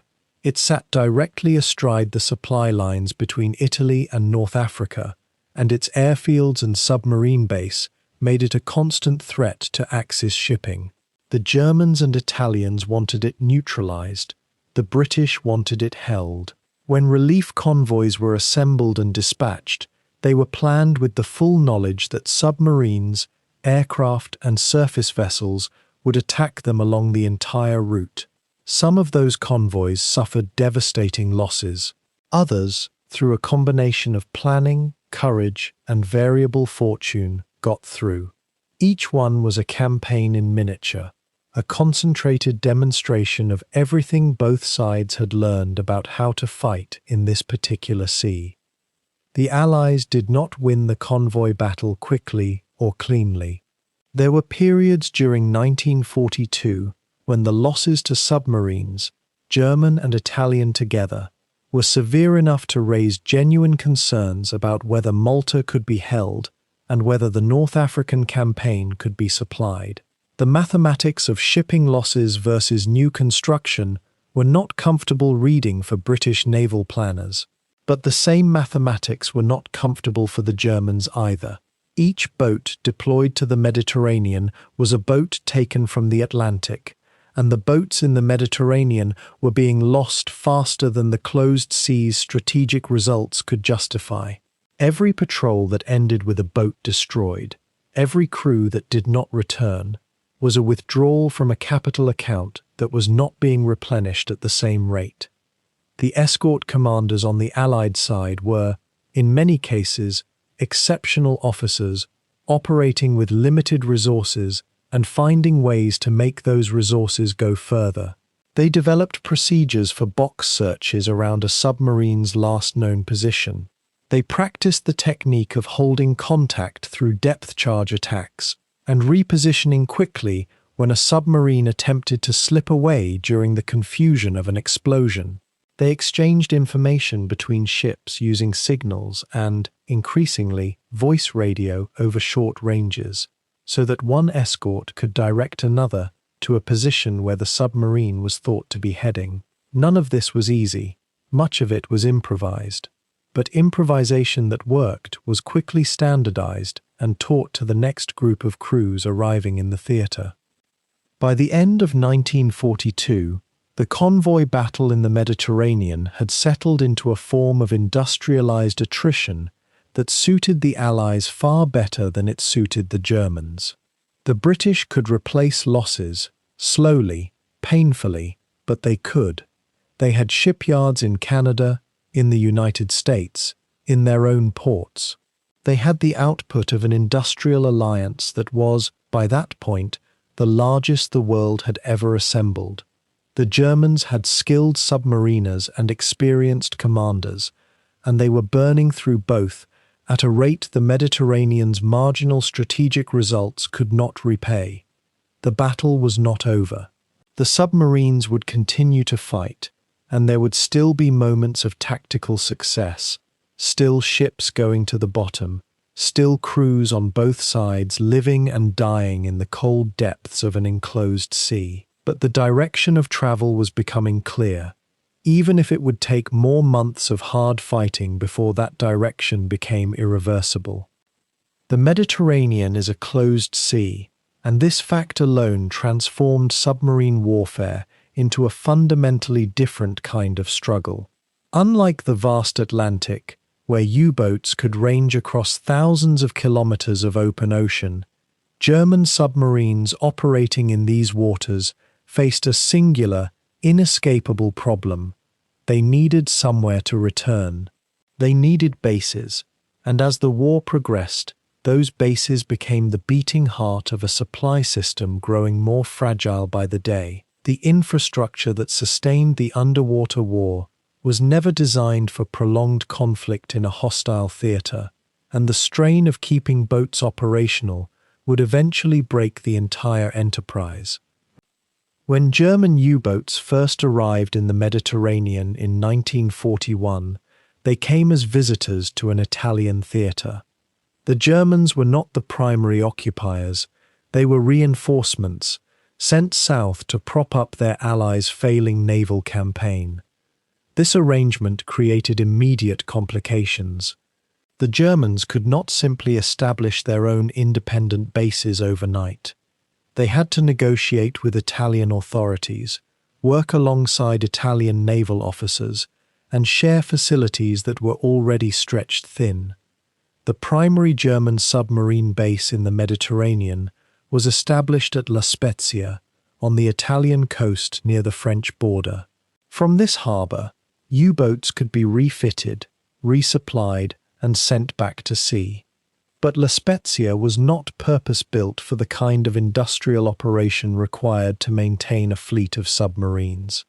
It was a conventional Italian naval dockyard, hastily adapted to German needs. Another crucial base emerged at Pola, in the northern Adriatic. Pola had once been the crown jewel of the Austro-Hungarian navy, and its facilities were more substantial than La Spezia in some respects. From Pola, submarines could patrol the Adriatic and southern approaches to the Mediterranean proper. Yet Pola presented its own complications. It was even farther from the concentration of Allied shipping and naval targets. The journey from Pola to the central Mediterranean could consume precious days of fuel and battery power that might otherwise be spent hunting. For many boat commanders, the long transit to and from Pola felt like wasted opportunity, even as the base itself offered relative security and decent repair facilities. Additional smaller bases were established at Augusta in Sicily, at Messina, and at various North African ports, as German and Italian forces occupied territory along the southern shore. But none of these secondary bases possessed the full capacity to support major overhauls or significant repair work. The Mediterranean demanded a constant stream of supplies flowing into these bases, and the routes through which those supplies traveled became progressively more dangerous. Submarines required fuel oil, lubricating oil, fresh water, spare parts, torpedoes, ammunition, food, and spare personnel rotations. The larger vessels required ammunition for their deck guns and supplies for their considerable crews. In the Atlantic, supply ships could take indirect routes, stay in international waters for protection, and avoid confrontation. In the Mediterranean, every merchant vessel or military transport carrying supplies for the submarines was funneled through the same narrow passages that the U-boats themselves were forced to use. The Strait of Gibraltar remained the primary entry point, but operating through that choke point meant running a gauntlet of British naval and air forces. After the Suez Canal, transport routes shifted, forcing supplies to come either around Africa, an incredibly long journey, or through the Strait of Sicily, which grew increasingly dangerous as the Allies tightened their grip on North Africa and Sicily itself. Supplying submarines from bases within Italy and the Adriatic meant relying on the Italian industrial and transportation infrastructure, which was already cracking under the strain of war. Italy was producing submarines, but it was not producing the specialized components needed for repairs at anything like the rate required. Many parts had to come from Germany itself, traveling by rail through the Alps, which exposed these supply lines to air attack and partisan sabotage. A damaged superstructure or periscope housing might require weeks to replace, during which a submarine was useless. Spare torpedoes, the most critical supply item, were manufactured in limited quantities. U-boats arriving at La Spezia or Pola might find that fresh torpedoes were simply not available, forcing them to return to sea with partially loaded tubes or to remain in port waiting for ammunition that might not arrive for weeks. This shortage was not a temporary problem born from bad planning. It was structural. Germany was fighting a war on multiple fronts, and the Mediterranean submarine campaign was not the priority that the Atlantic U-boat arm received. Crew rotation represented another logistical nightmare that intensified as the war wore on. Submarine service was among the most dangerous and psychologically demanding roles in any military.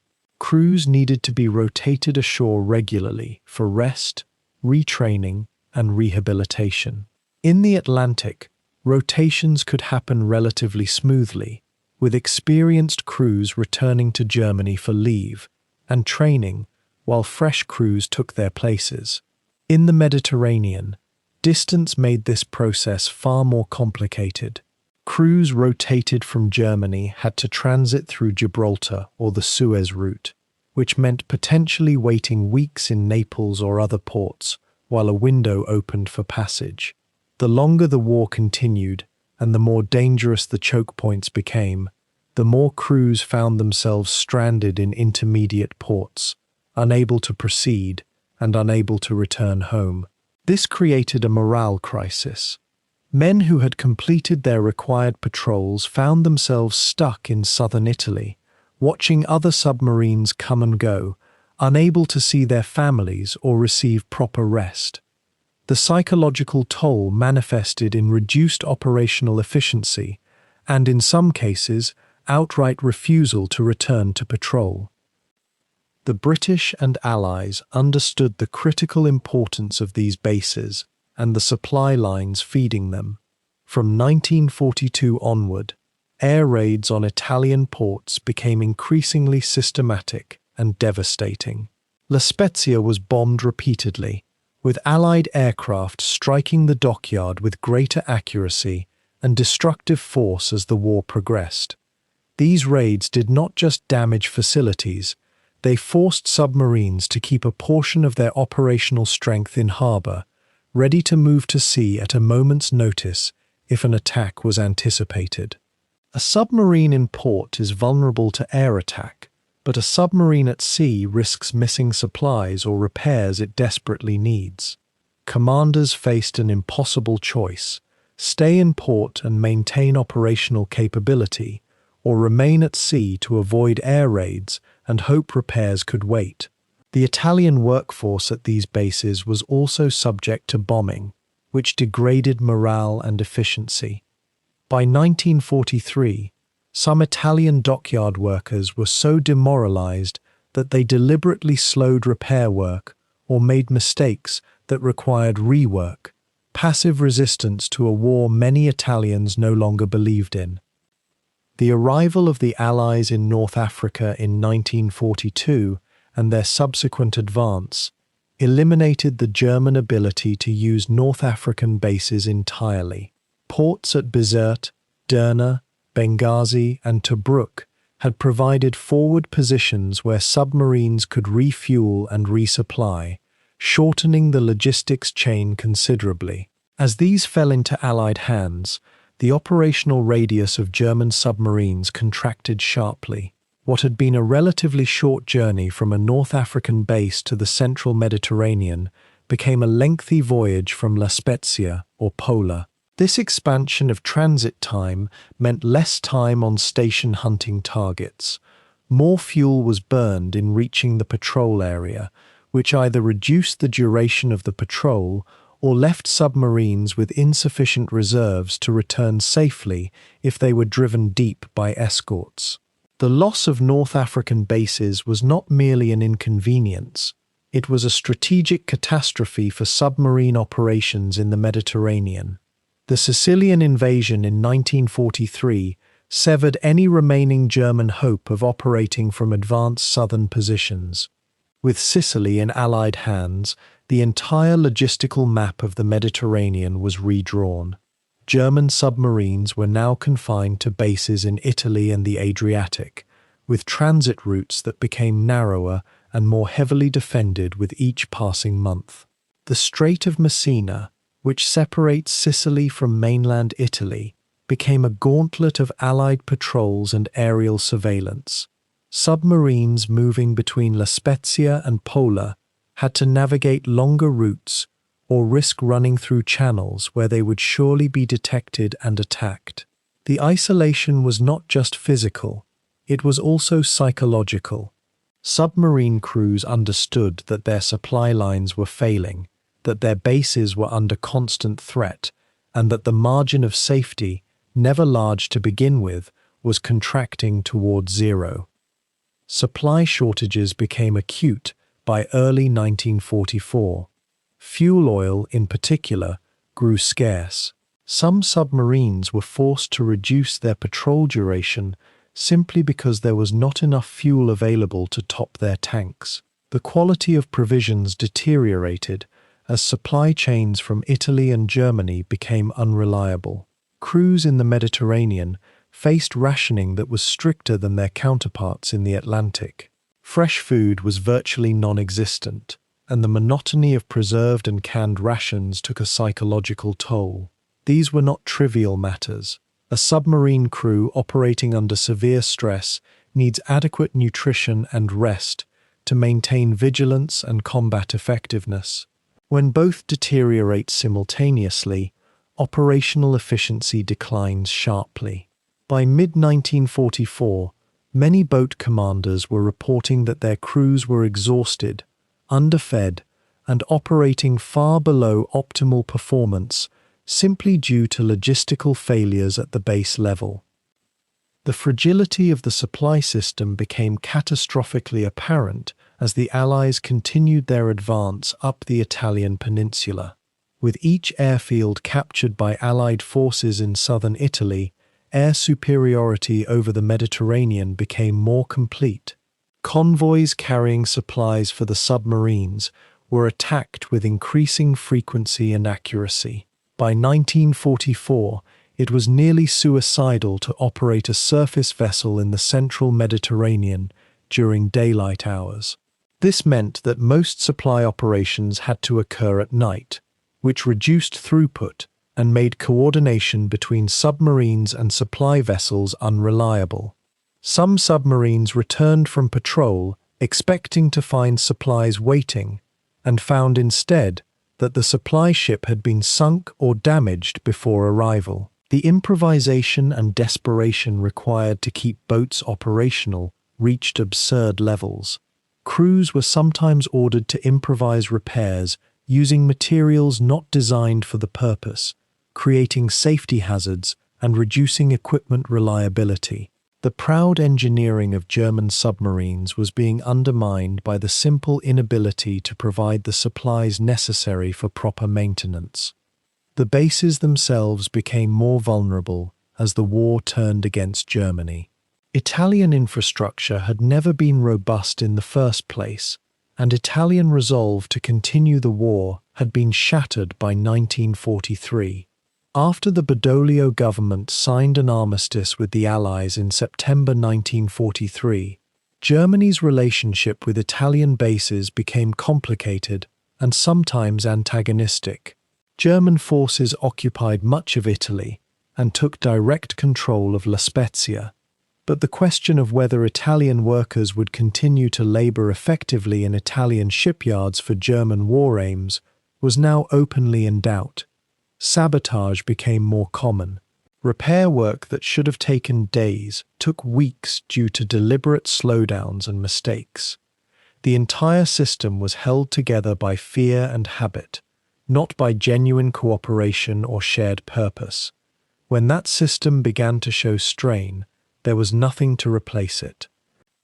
By 1944, the supply situation had become so dire that German naval command faced a stark reality.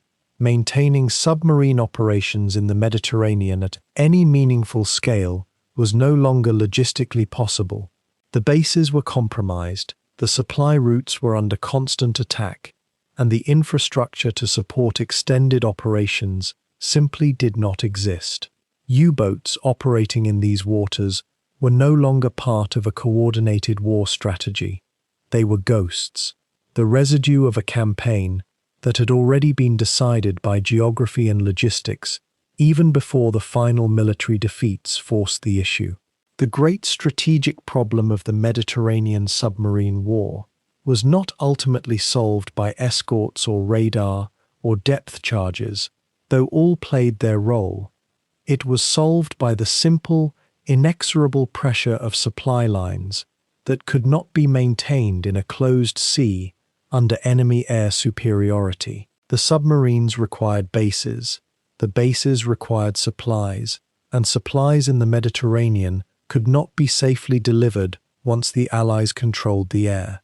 Everything that followed was simply the prolonged working out of that fundamental truth. The submarine has always belonged to the night. In the darkness of the surface, the U-boat commander could move with near impunity, scanning the horizon through the periscope, identifying targets, planning his approach. The boat rose to the surface where the diesel engines could breathe, where batteries could recharge, where the crew could rest in the thin hope of safety. For the first 2 years of the Mediterranean campaign, this nocturnal advantage was nearly absolute. German submariners believed they understood a fundamental rule of warfare. Invisibility meant survival. But invisibility, they would soon discover, was becoming an illusion.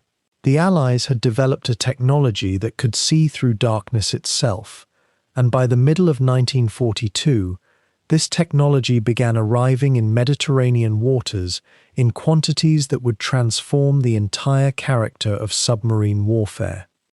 Radar was not new to warfare when it entered the anti-submarine equation. The British had pioneered surface search radar on their naval vessels years earlier, using it to coordinate defensive operations and vector fighter aircraft toward incoming threats. But targeting a submarine presented a fundamentally different problem. A U-boat on the surface presented a much smaller radar signature than a merchant ship or a capital warship. The antenna of a surfaced submarine was barely elevated above the waterline. The conning tower itself was a minimal profile compared to the superstructure of a destroyer or corvette. Yet the British, driven by the desperate necessity of protecting their Mediterranean convoys, refined their radar capability specifically to detect these small targets. By late 1942, escort vessels equipped with new surface search radar sets began appearing alongside the merchant convoys that sailed through Mediterranean waters. The U-boat commanders, accustomed to their invisibility, found themselves suddenly and catastrophically visible to enemies they could not yet perceive. The first indication that something had changed came not in a dramatic moment of illumination, but in a pattern of observations that accumulated like evidence at a crime scene. U-boat commanders returning from patrol reported incidents they could not fully explain. They would surface at night in waters they believed empty, only to find an escort vessel already turning toward them, already moving to attack, already moving with the precision of prior knowledge. There was no way the destroyer or corvette could have spotted them through darkness and distance. The only explanation was that these escort vessels possessed a form of detection technology that operated independently of human vision. The German Naval Intelligence Office, the Oberkommando der Kriegsmarine, began receiving fragmentary reports of these incidents. Initially, the explanations ranged from theoretically plausible to deeply flawed. Perhaps the Allies had developed superior night vision equipment. Perhaps they had stationed more picket ships in the Mediterranean. Perhaps they had simply repositioned their forces more effectively. But something more fundamental had shifted beneath these surface explanations, and the men commanding U-boats in the Mediterranean were beginning to sense it with increasing dread.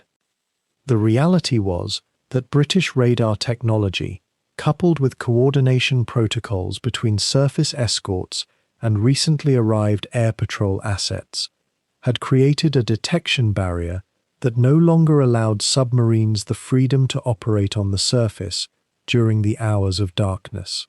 A U-boat forced to surface to run its diesel engines and charge its batteries was now a U-boat signing its own death warrant.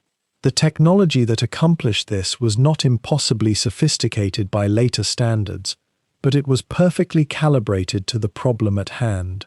Surface search radar, operating at wavelengths around 1 meter, could detect the conning tower and periscope of a surfaced submarine at ranges of roughly 4 to 8 kilometers, depending on atmospheric conditions and the precise configuration of the radar set. For a submarine commander hoping to approach a convoy undetected, these detection ranges were catastrophic.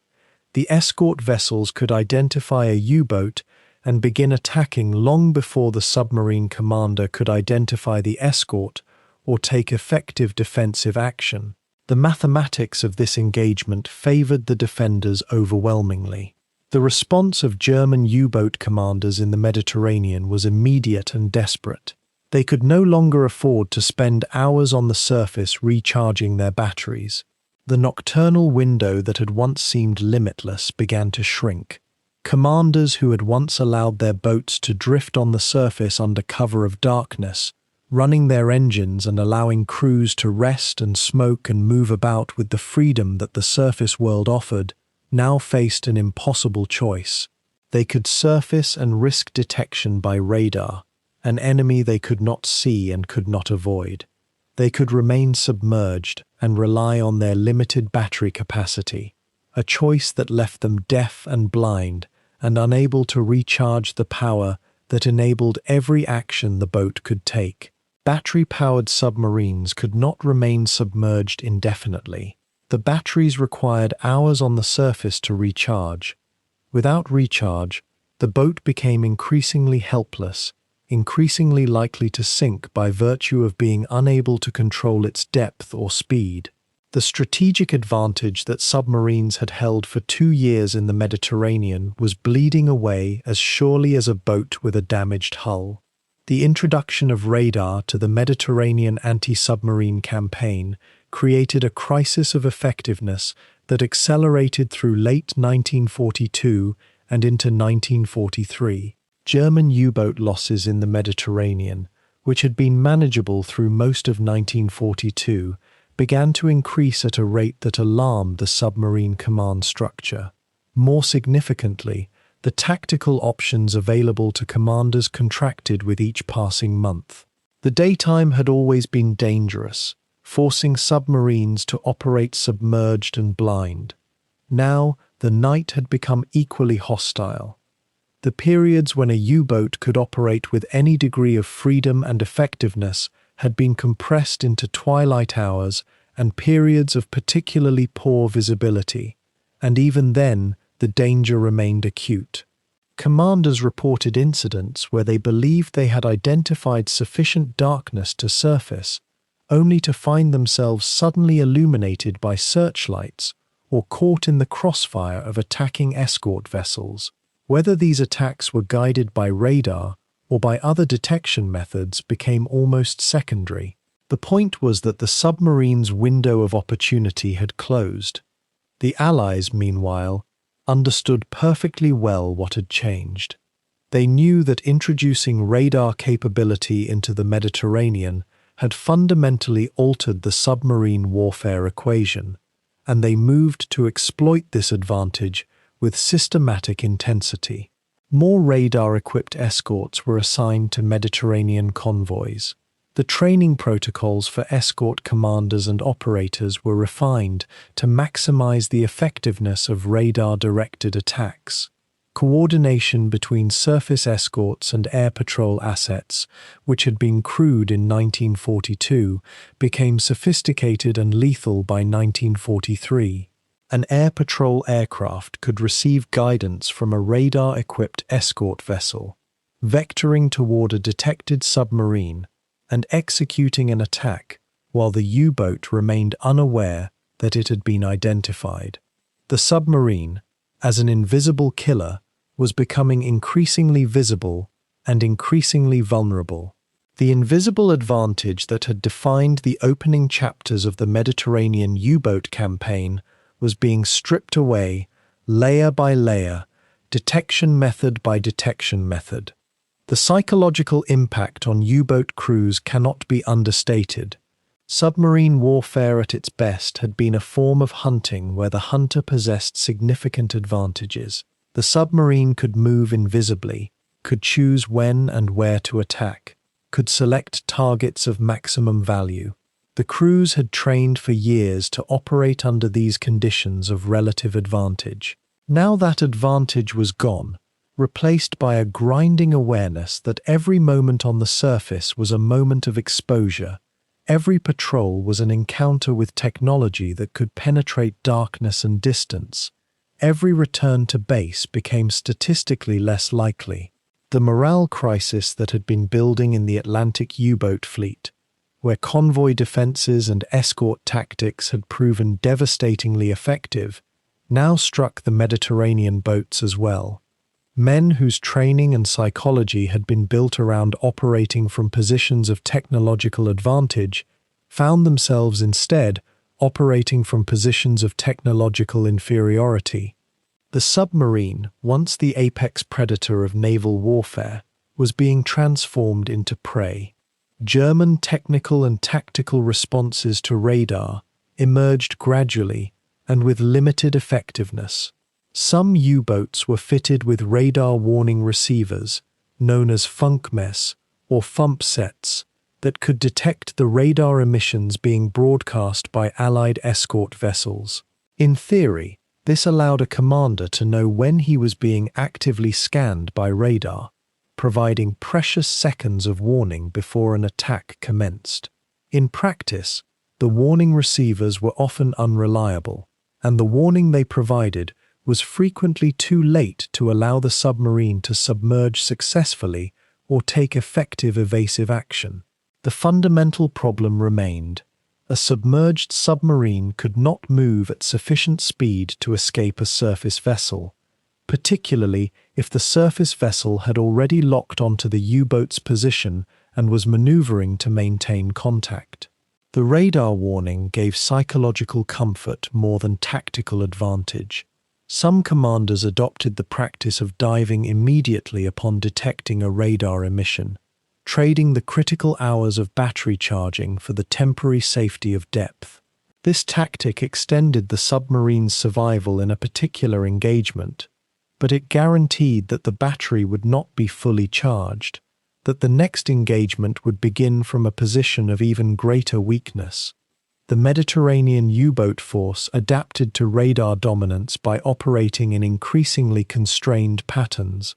Commanders began avoiding the most heavily trafficked convoy routes, not because they had lost their aggressiveness, but because those routes were now defended by escort vessels equipped with radar that could detect them before they could attack.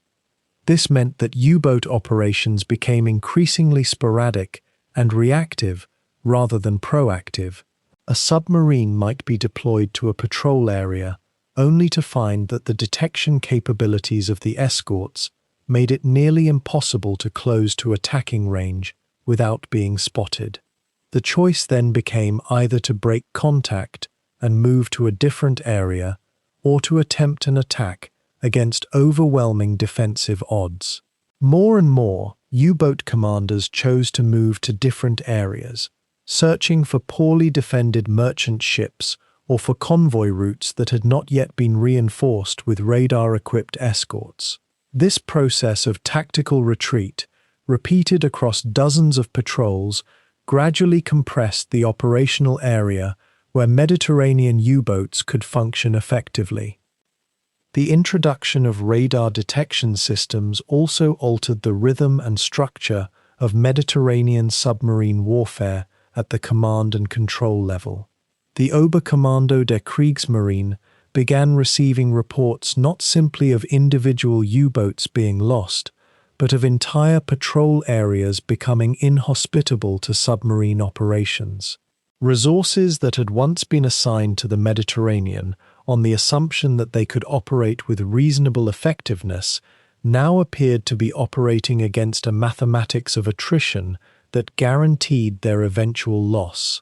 The Mediterranean Sea, which had been a battleground where German submarines could project power against Allied shipping and naval forces, began to transform into a defensive fortress where submariners could do little except attempt to survive.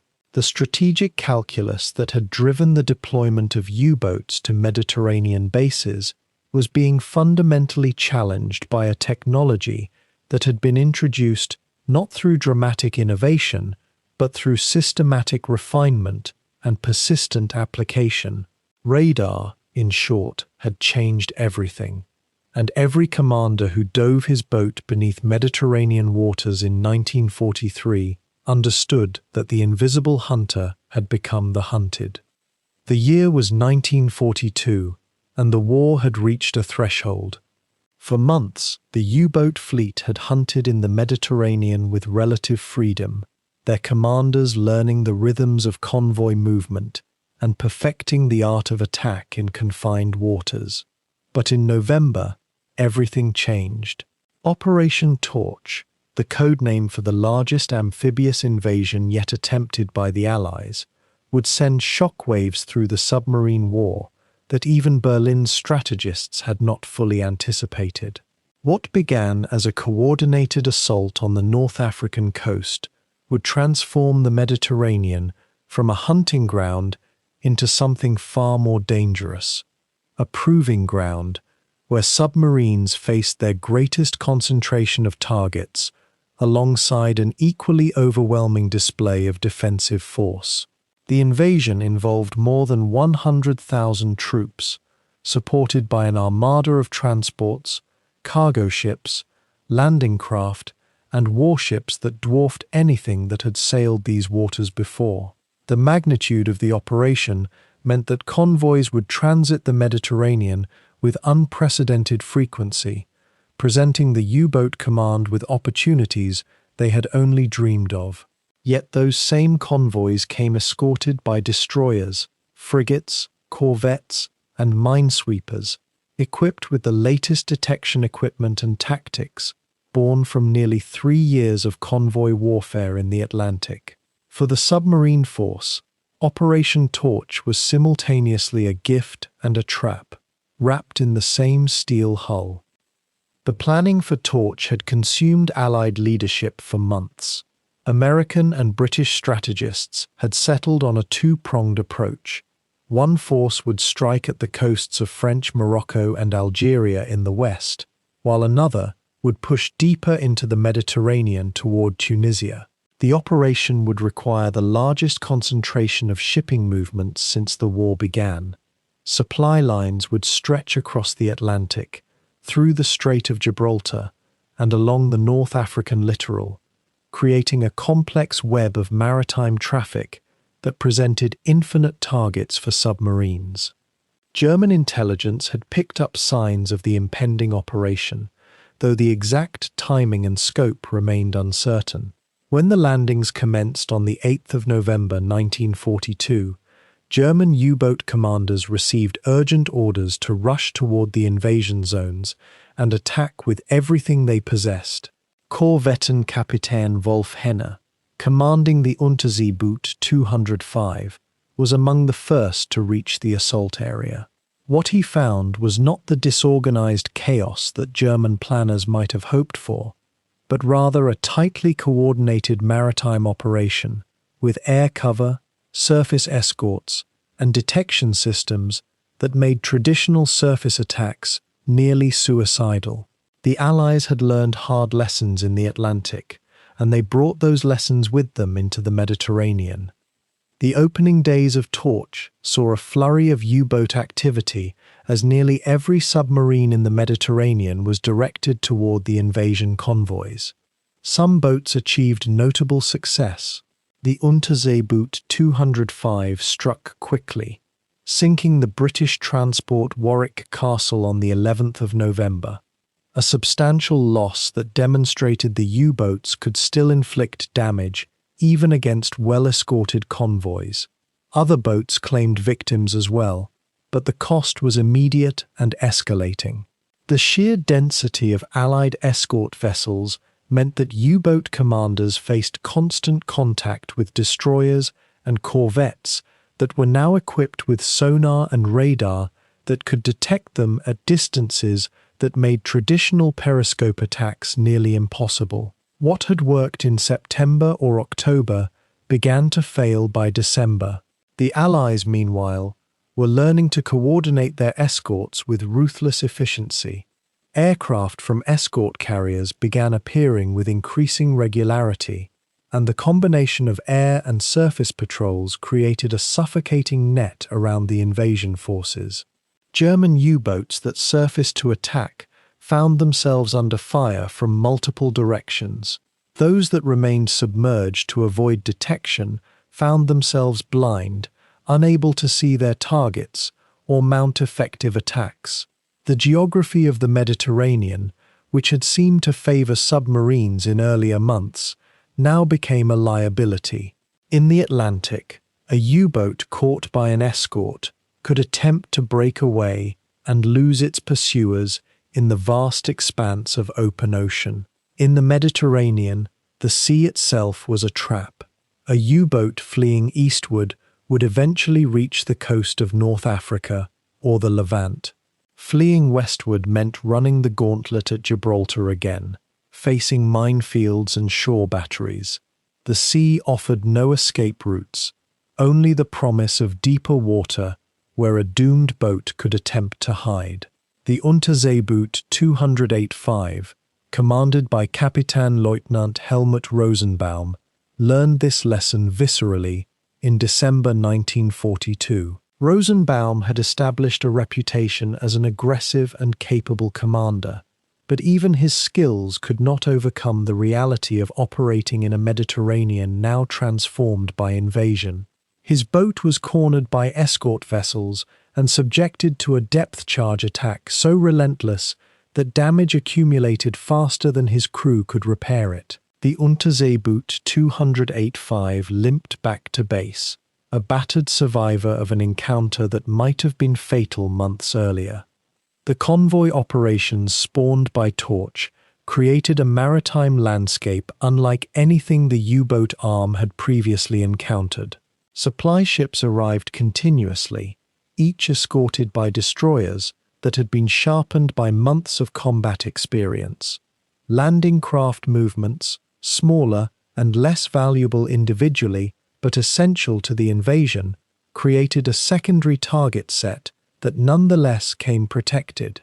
The Allies organized their shipping into tight formations with specific defensive positions assigned to each escort vessel. The screens were equipped with standardized equipment, and the commanders had practiced their tactics repeatedly. When a U-boat was detected, the response came swiftly and coordinated. The captain of one corvette would maintain sonar contact, while a destroyer rushed in to attack with depth charges, while another escort vessel maneuvered to cut off any escape route the submarine might attempt. Aircraft added a third dimension to the defense. Once a U-boat was forced to dive by air attack, surface escorts would move in to establish sonar contact and prosecute the kill.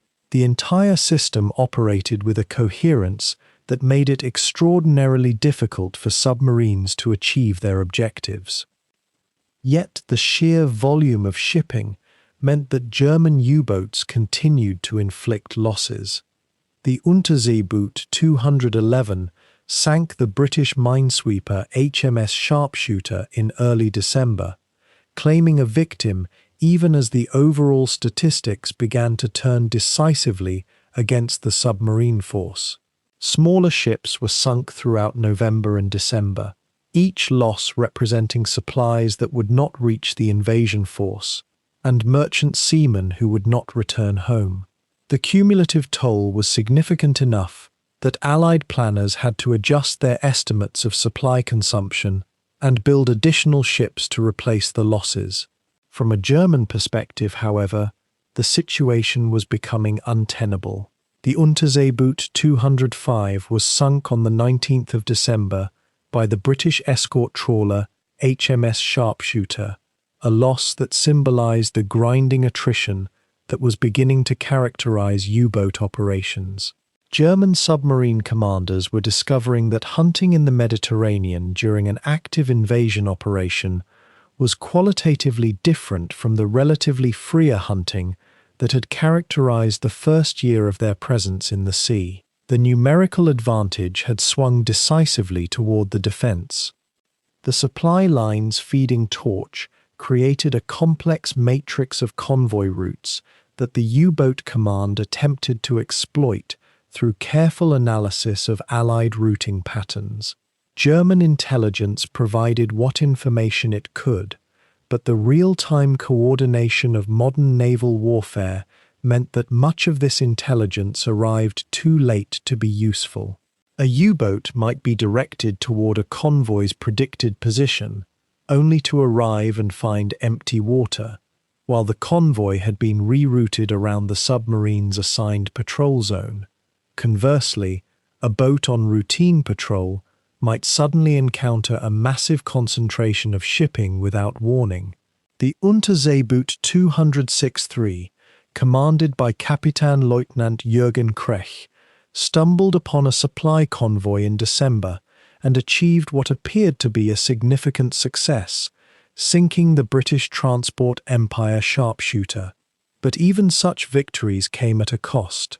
The escorts reacted with ferocity, and Krech's boat barely escaped with severe damage to its hull.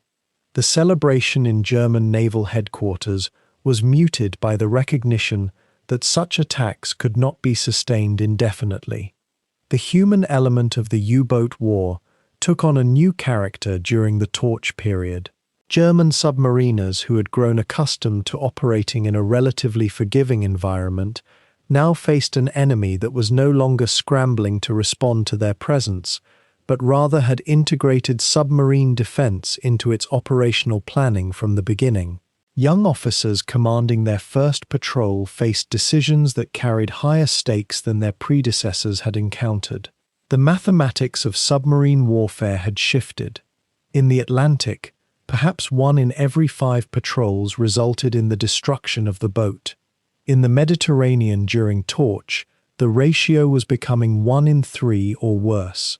Captains could see this trend in the casualty reports that circulated through the submarine bases at La Spezia and Pola. Friends and fellow commanders who had shared wine and conversation weeks earlier were now reported sunk, their crews lost to the sea, or captured if they were fortunate enough to survive their boat's destruction. The submarine service had always been dangerous, but Torch made the danger feel suddenly imminent and inescapable. The impact on crew morale was profound but carefully controlled. German naval discipline and the professionalism of submarine officers meant that despair never translated into mutiny or refusal of orders. Yet the psychological burden accumulated. Letters from submariners, when they survived to write them, began to carry a different tone. There was still confidence in their training and their boats, but a growing realism about their prospects. The men understood, without being told explicitly, that the Mediterranean was becoming a graveyard. Each time a boat departed for patrol, the crews of the remaining submarines watched, with the knowledge that the statistical probability of their comrades' return had diminished substantially. The U-boat service maintained its cohesion and its willingness to fight, but it was a cohesion born of duty and training rather than the confidence in victory that had animated earlier operations. The strategic impact of Torch on the U-boat war extended beyond the immediate exchange of losses and victories around the invasion beaches. The successful establishment of Allied forces in North Africa meant that the submarine service faced a new strategic reality. Germany could no longer hope to strangle supplies flowing eastward along the African coast, because the Allies now controlled the coast itself. The invasion created air bases from which patrol aircraft could range across the Mediterranean with increasing frequency. It established new ports where escort vessels could be maintained and refueled, extending the range of the coastal defense system. It brought American naval forces into the Mediterranean in substantial numbers, adding to the existing British naval presence. From a German perspective, Torch represented not merely a temporary tactical problem, but a structural transformation of the maritime environment. The U-boat commanders recognized this even as they continued to receive orders to attack. They understood that Torch had fundamentally changed the question their force was addressing. It was no longer a matter of whether they could defeat the Allies. That question had been answered. The new question was how long they could continue to inflict damage before their force was systematically destroyed. As November turned into December, and December toward the new year of 1943, the pattern of U-boat operations in response to Torch became increasingly apparent. Boats would sortie from their bases with careful tactical briefings on convoy routes and expected enemy dispositions. They would transit toward their patrol zones, facing increasing hazards from coastal aircraft and surface escorts as they maneuvered toward the invasion area. Upon reaching their zones, they would attempt to locate and attack convoys. Success, when it came, was measured in small increments. A transport sunk here, a cargo ship destroyed there. Failure was measured in catastrophic terms. A boat detected by an escort group faced overwhelming odds. The depth charges and new weapons being brought into service against submarines were more effective than their predecessors. Commanding officers whose boats survived a patrol might consider themselves fortunate and successful, regardless of whether they had sunk any enemy vessels. The psychological and tactical world of submarine warfare in the Mediterranean had shifted in a direction that made German operations increasingly unsustainable. The period immediately following Operation Torch thus marked a turning point that would reverberate through the remainder of the war. The U-boat force did not recognize it as such at the time, neither in Berlin nor on the boats themselves. There would be continued operations, continued losses, continued efforts to adapt and overcome the mounting challenges. But Torch had fundamentally altered the conditions under which Mediterranean U-boats operated. The sea itself had become a fighting ocean, alive with the machinery of modern naval warfare in a way it had not been before. German submarines would continue to patrol these waters and continue to claim victims, but they would do so in an increasingly desperate struggle against an enemy that had learned to defend itself with systematic effectiveness. The closed waters of the Mediterranean, which had once seemed to offer a promising realm for underwater warfare, were now becoming a closed trap, and the hunter was becoming the hunted. The summer of 1943 arrived in the Mediterranean with a thunderclap. On the 10th of July, forces under General Dwight Eisenhower and British General Bernard Montgomery crossed from North Africa towards Sicily. The invasion fleet comprised nearly 500 ships, carrying more than 160,000 men across the narrowest water separating Africa from Europe. This was not a small raid or a limited probe. This was the opening chapter of the Allied assault on Fortress Europe itself, and it transformed the Mediterranean overnight from a dangerous but manageable arena into a cauldron of industrial warfare where submarines could no longer survive. German commanders in the region had expected this blow, yet the scale and speed overwhelmed their capacity to respond. The U-boats, which had operated as apex predators in these confined waters for nearly 2 years, suddenly found themselves swimming through an ocean filled with steel and death. The force dispatched to Sicily represented a technological and logistical achievement that dwarfed anything Germany could field. 7 divisions of American troops came ashore on the southern coast of Sicily near the town of Gela, while 3 British divisions landed near Syracuse on the eastern tip. Behind them came the supply ships, the ammunition carriers, the medical vessels, the floating workshops. The Allies established a bridgehead so rapidly that within hours the beaches themselves became secondary objectives, replaced by the brutal business of expanding the perimeter and moving supplies inland. What mattered most for the U-boat war was that this vast armada did not simply vanish after depositing its cargo. The ships remained, shuttling back and forth between North Africa and Sicily, running convoys that grew heavier by the day as the invasion consolidated. The Mediterranean, which had contained perhaps a few dozen major warships and scattered merchant vessels on any given day, suddenly became a stage where hundreds of Allied vessels operated in concert. U-boat commanders stared at their tactical maps in disbelief and despair. The convoy schedules alone altered the entire game. Before the invasion, submarines could hunt individual merchant ships or small protected clusters, relying on darkness and poor visibility to close within striking distance. The invasion convoys traveled with protection on a scale that had no precedent in Mediterranean warfare. Each major convoy sailed with a screen of destroyers, escort ships, and corvettes that numbered in the dozens. Light cruisers steamed alongside to provide additional firepower. Above, when weather permitted, squadrons of carrier aircraft orbited the fleet, ready to descend upon any submarine that dared show itself on the surface. The submarines could still identify targets through their periscopes, but the moment a U-boat captain gave the order to fire, he invited destruction. The escort vessels possessed experience born from months of Mediterranean anti-submarine warfare, and they had learned the patterns, the depths, the behaviors that betrayed a submarine's position. More importantly, they had the tools to punish mistakes instantly and fatally.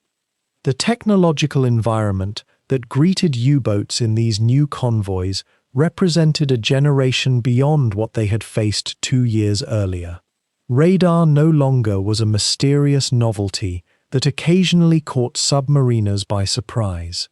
The escort vessels carried it routinely, scanning the surface and submerged layers with mechanical eyes that never tired. When a U-boat attempted to shadow a convoy on the surface, radar detected it within minutes. Depth charges, once crude percussion instruments, had evolved into standardized weapons with predictable blast patterns. The Allies understood the escape routes, the depths where submarines sought refuge, the patterns of evasive maneuvering. They had learned through brutal experience what worked and what did not. More advanced sonar sets, known to sailors as ASDIC, gave British and American escort vessels acoustic sight into waters where human eyes could not reach.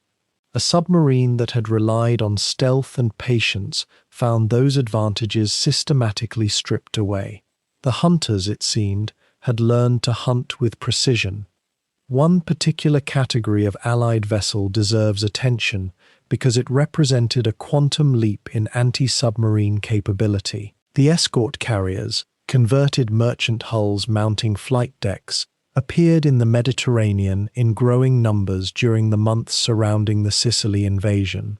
These vessels were not mighty fleet carriers capable of battling battleships. Rather, they were workhorses designed specifically to provide air cover for convoys and to prosecute anti-submarine warfare with relentless efficiency. A single escort carrier could launch a dozen aircraft, and those aircraft could patrol a vast area of ocean throughout daylight hours.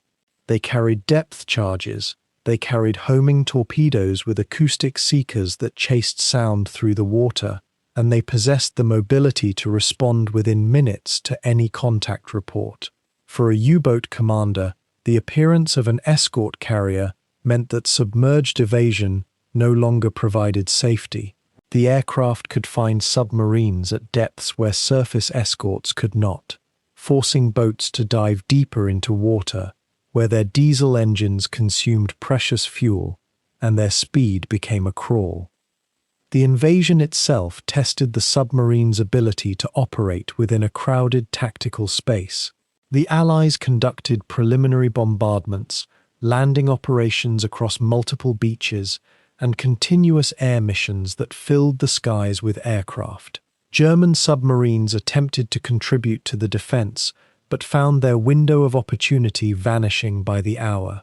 Some boats tried to intercept the landing craft directly, but these vessels moved in such numbers and with such protection that isolated submarine attacks accomplished little. Other commanders sought to strike at the supply convoys, a more promising target. Yet even these attacks became increasingly costly because the convoys themselves operated within such comprehensive protective bubbles. A U-boat that had successfully sunk a merchant ship in the opening months of the Mediterranean campaign often paid for that victory with its own destruction. Now success and survival had become mutually exclusive. The captain who returned to base without sinking anything lived to fight another day. The captain who achieved a kill faced odds that his boat would not see the next port call. The human cost of this transformation fell directly upon the men who crewed the submarines. Morale in the U-boat force, which had been buoyant when victories came easily, began a steady decline through the summer and autumn of 1943. Men who had volunteered for submarine service, believing they were participating in an elite operation, now discovered they were participating in something closer to slow suicide. The boats that left the Mediterranean bases on patrol in those months carried crews who knew, on some level beyond the official propagandistic speeches, that they faced long odds against return. The German Naval Command continued to issue orders demanding that submarines attack Allied convoys, that they disrupt the invasion, that they maintain pressure on the growing enemy presence. The commanders complied because that was what military discipline demanded, but they did so knowing that compliance likely meant death, not for some distant future date, but within days or weeks. The silence that had once been the submarine's greatest ally became merely the prelude to detection and the chaos that followed. The geographic factor, which had always complicated Mediterranean submarine operations, now became actively murderous. A submarine hunted in these waters could not simply flee in any direction and hope for safety. It faced the grim arithmetic of enclosed space. To the west lay the Strait of Gibraltar, heavily defended and heavily mined. To the east lay the Suez Canal, likewise defended and beyond practical reach for damaged boats. The bases where submarines could shelter, repair damage, replenish supplies, and rest crews were located on the coasts of Italy and the territories under German control. But the invasion of Sicily was the opening move in a campaign that would drive up the Italian peninsula and eliminate Italian control of the Mediterranean entirely. By late 1943, German commanders understood that the Italian situation was deteriorating, that the alliance between Germany and Italy was fracturing under the strain of invasion and occupation. U-boats operating in the Mediterranean suddenly found their logistics becoming precarious. The ports where they sheltered, the supply chains that kept them operational, the infrastructure that had been laboriously constructed over 2 years of war, faced the prospect of falling into Allied hands or being evacuated under pressure. The Sicilian campaign lasted 38 days, ending in early August of 1943 with complete Allied victory. During those 38 days, German submarines sank a handful of merchant vessels and damaged some warships, but they lost boats at a rate that made every patrol a net strategic loss. The Allies gained air superiority over the Strait of Sicily almost immediately, and this air superiority meant that submarines could not operate effectively in the waters where the invasion was occurring. To the north, in the Tyrrhenian Sea and other less congested waters, U-boats found somewhat better hunting conditions but still faced a radically different environment from even 6 months earlier. The era when a single submarine could sink 4 or 5 ships per patrol, as had occurred in the glory days of 1941 and 1942, had genuinely passed. The boats that survived their patrols in the autumn of 1943 returned with reduced kill counts, increased damage, and crews that needed extended rest to recover from the psychological and physical strain of remaining submerged and hunted for weeks at a time. What the Sicily invasion demonstrated, more than any other single operation, was that the Allies had achieved something approaching overwhelming superiority in the anti-submarine sphere. Not absolute superiority, because submarines continued to survive and to achieve occasional tactical successes. Rather, the Allies had assembled such a comprehensive defensive apparatus, with radar, aircraft, trained escort crews, depth charges, acoustic homing weapons, and coordinated tactics, that operating a submarine became an almost purely sacrificial proposition. The German Naval Command continued to order submarine operations because the naval war had to be waged, because the Kriegsmarine had to demonstrate that it was still fighting. But the operational commanders who led those boats understood, with tragic clarity, that they were no longer waging war in any meaningful sense. They were conducting a holding action in the face of inevitable defeat, and the cost of that holding action was measured in human lives and ships that could never be replaced. The consequences rippled through the entire German submarine force, not just in the Mediterranean, but fleet-wide. As the Mediterranean became a graveyard for U-boats, the successful captains and experienced crew members who had survived there began to disappear, either killed in action or rotated back to Germany for training duties and rest leave. The boats themselves could not be easily replaced, as German shipyards were increasingly strained by the demands of the war effort. The Mediterranean bases, even those that remained under German control, had to shift from being offensive platforms into primarily defensive positions focused on protecting against invasion. The supplies that had been dedicated to fueling U-boat operations were redirected to army units and surface fleet requirements that seemed more immediately necessary. The U-boat war in the Mediterranean had not ended in the summer of 1943, but its character had fundamentally and irreversibly changed. What remained was not a predatory campaign waged by confident submarine captains against inferior opponents, but a grinding, desperate struggle for survival in an ocean that had become hostile not because of any single innovation, but because the Allies had learned to fight an integrated war where submarines could no longer hide and where deep water provided no refuge from the overwhelming weight of coordinated enemy forces. The invasion of Sicily marked a boundary line in the Mediterranean naval war. Before it, submarines had operated as hunters. After it, they increasingly operated as the hunted. This transformation did not happen through any single brilliant maneuver or technological breakthrough by the Allies. Rather, it resulted from the methodical accumulation of advantages, the integration of aircraft and surface vessels, the deployment of radar and sonar, the training of crews in the specific challenge of killing submarines.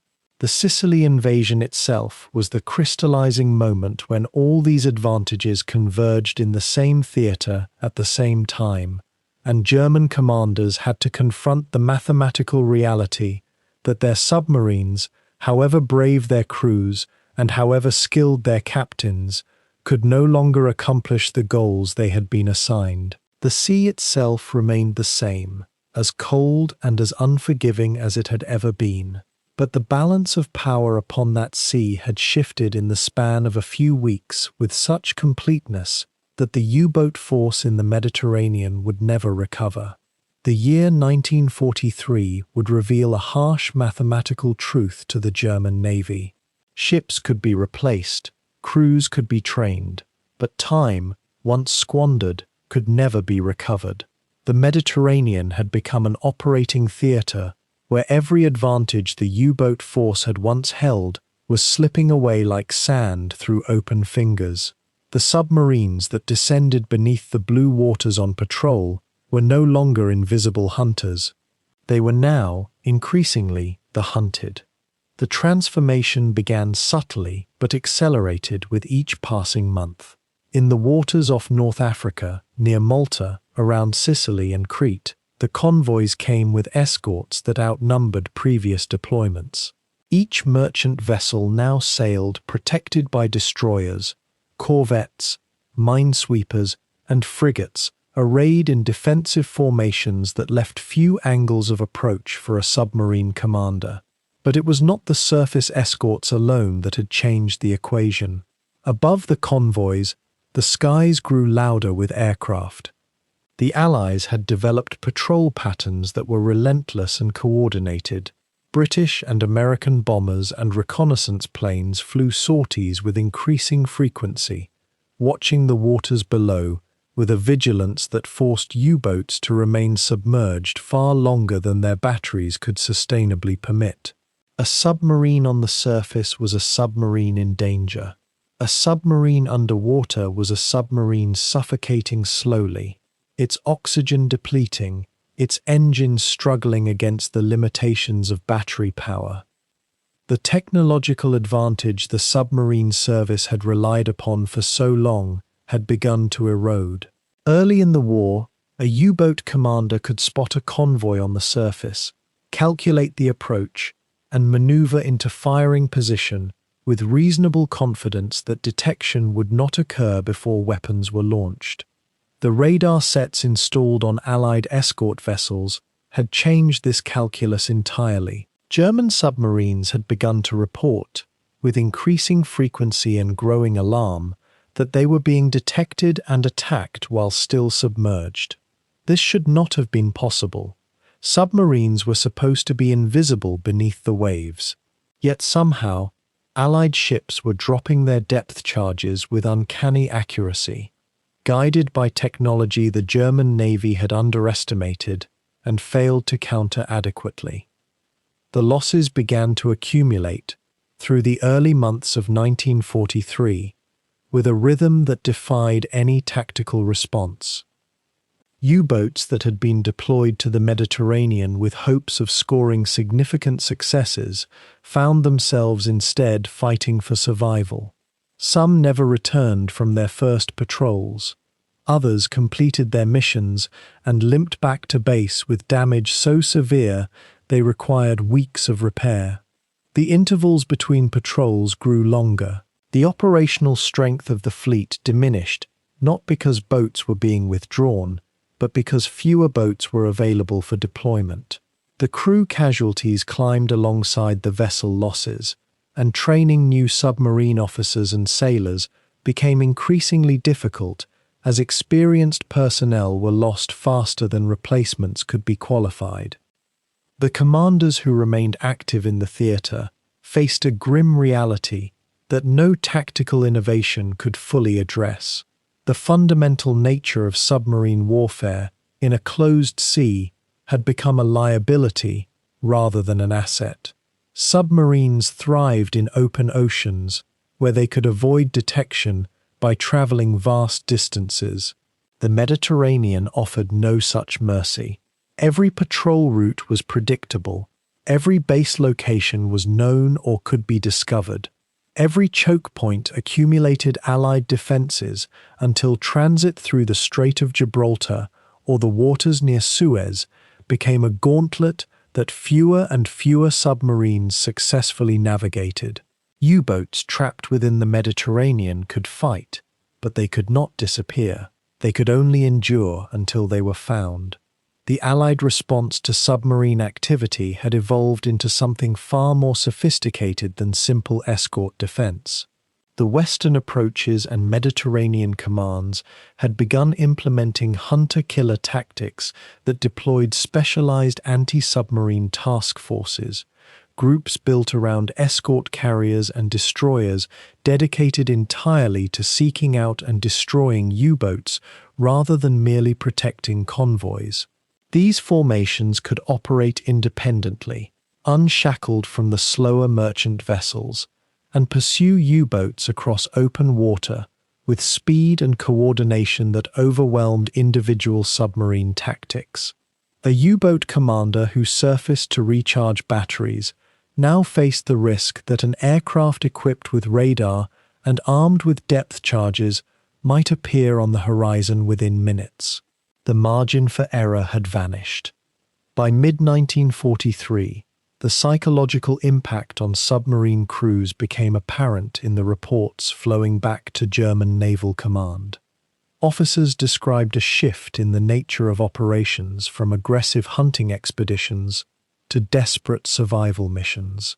The confidence that had characterized earlier patrols, when U-boat crews spoke of their dominance and talked casually of sinking another prize, had transformed into caution bordering on paralysis. Young officers, some on their first command, found themselves inheriting boats marked for destruction by the very geography that was supposed to ensure their effectiveness. The enclosed waters that had seemed so tactically advantageous when German strategy was ascendant now served as a prison from which escape became increasingly impossible. The specific technology that shifted the balance deserves particular attention, for it revealed how quickly German naval research and development had fallen behind Allied scientific capacity. The introduction of improved depth charges, modified to remain effective at greater depths, meant that submarines could no longer hide below the thermal layers where they had previously found refuge from conventional anti-submarine ordnance. Hedgehog projectors, mounted on escort vessels, threw multiple projectiles ahead of the submarine's position in an arc pattern that greatly increased the probability of a kill. Most significant of all were the acoustic homing torpedoes, weapons that could track a submarine by the sound of its engines, allowing escorts to attack while remaining safely beyond the range at which a U-boat could respond with its own weapons. The tables had turned. For the first time in the Mediterranean campaign, escorts possessed weapons more sophisticated and more effective than those carried by the submarines they hunted. The months from May through December of 1943 witnessed a hemorrhage of German submarine strength that naval command could neither stanch nor adequately explain to higher authority. U-boats that had successfully completed their training cycles and been assigned to Mediterranean duty would depart their bases and vanish. Others would struggle back after brief patrols, damaged by depth charge attacks and bearing the psychological scars of crews that had been hunted and harried without respite. The repair facilities at La Spezia and Pola, already working at near maximum capacity, became overwhelmed by the volume of damaged vessels returning for service. Spare parts manufactured in Germany arrived with increasing irregularity as the logistics system itself began to show signs of strain under the weight of demands from multiple theaters. The German naval staff in Berlin issued orders directing Mediterranean commanders to maintain aggressive operations and accept casualties as the price of disrupting Allied movements and supply lines. This directive emerged not from realistic assessment of conditions in theatre, but from the demands of the broader strategic situation. As German forces retreated in North Africa and the Allies consolidated their control of the central Mediterranean, the submarine service became one of the few remaining weapons capable of inflicting meaningful damage on enemy operations. Yet the mathematics of attrition had become inexorable. To maintain an average of 6 to 8 U-boats on active patrol in the Mediterranean, German command needed to deploy submarines at a rate far exceeding the rate at which new boats were being produced and trained. The few significant successes achieved by Mediterranean U-boats in the latter half of 1943 served only to underscore how desperate the situation had become. When a U-boat managed to strike a convoy, sink a cargo vessel, or damage a warship, these became isolated triumphs, celebrated in German propaganda, but representing, in reality, vessels that had taken almost suicidal risks to achieve their results. The ratio of boats lost to merchant tonnage sunk had tilted decisively against the Germans, where once each U-boat lost in the Mediterranean meant 10 or 20 times its own tonnage sent to the bottom. By autumn of 1943, that equation had reversed. Submarines were being expended at a rate that bore no strategic relationship to the damage they inflicted. The realization was gradually crystallizing among German submarine commanders that they were fighting in a theater that no longer permitted victory through persistence and will. Technology, superior numbers, and geography had combined to create an environment in which the submarine, that revolutionary weapon of warfare, had been systematically domesticated and neutralized. A U-boat captain in 1943 faced a choice that few in the service had contemplated 2 years earlier: fulfill orders from Berlin and accept near certain death, or seek ways to complete patrols and return to base with relative safety, knowing that such caution would be interpreted as cowardice or disloyalty. The war within the war, the internal struggle between duty and survival, had begun to corrode the unity of purpose that had sustained the submarine service through earlier, more successful phases of the campaign. As 1943 drew toward its close, the German Navy's Mediterranean submarine force had been reduced from a capable weapon system to something closer to an attrition reserve, vessels and crews being consumed in operations of increasingly marginal strategic value. The turning tide that had seemed merely a temporary reversal in the spring had become, by winter, a permanent shift in the balance of power. The hunters had become the prey. The invisible killers that had prowled the Mediterranean in triumph now skulked through the depths, waiting for the inevitable discovery, the relentless attacks, and the long descent into the abyss that claimed so many of their comrades. In the autumn of 1943, the Mediterranean had become a graveyard. Allied air superiority blanketed the sea by day. Radar nets encircled every convoy. Escort vessels hunted in coordinated packs with devastating efficiency. And yet, in the midst of this technological and tactical collapse, individual German submarine commanders still found moments of brilliance, still scored victories that proved the U-boat remained a formidable weapon in the hands of a skilled operator. These final triumphs were not strategic turning points. They would not alter the course of the war, but they represented something equally significant: the defiant competence of men who knew they were fighting a losing battle and chose to fight it anyway, drawing on experience, nerve, and an almost existential refusal to accept the inevitability of defeat. The last great successes of the Mediterranean U-boat campaign tell us that even in a contest already decided by geography, logistics, and superior numbers, individual skill and courage could still carve out moments of genuine tactical victory. By the time autumn arrived in 1943, the German submarine force in the Mediterranean had been reduced to a fraction of its former strength. Many boats had been sunk, others had been withdrawn to other theatres, where operational conditions remained marginally better. Those that remained were crewed by veterans who understood the odds against them with brutal clarity. These men had watched their comrades disappear beneath the waves. They had experienced the suffocating horror of depth charge attacks. They had endured the slow starvation of failed patrols when no targets materialized and fuel ran critically low. What sustained them was not ideology, but something more primal, the knowledge that they possessed a skill that still mattered, that in a few hours of careful hunting and precise execution, they could inflict damage on an enemy that seemed otherwise unstoppable. The submarines that continued operations in the Mediterranean during this period were, in many ways, the last believers in a lost cause, yet their belief was not naive.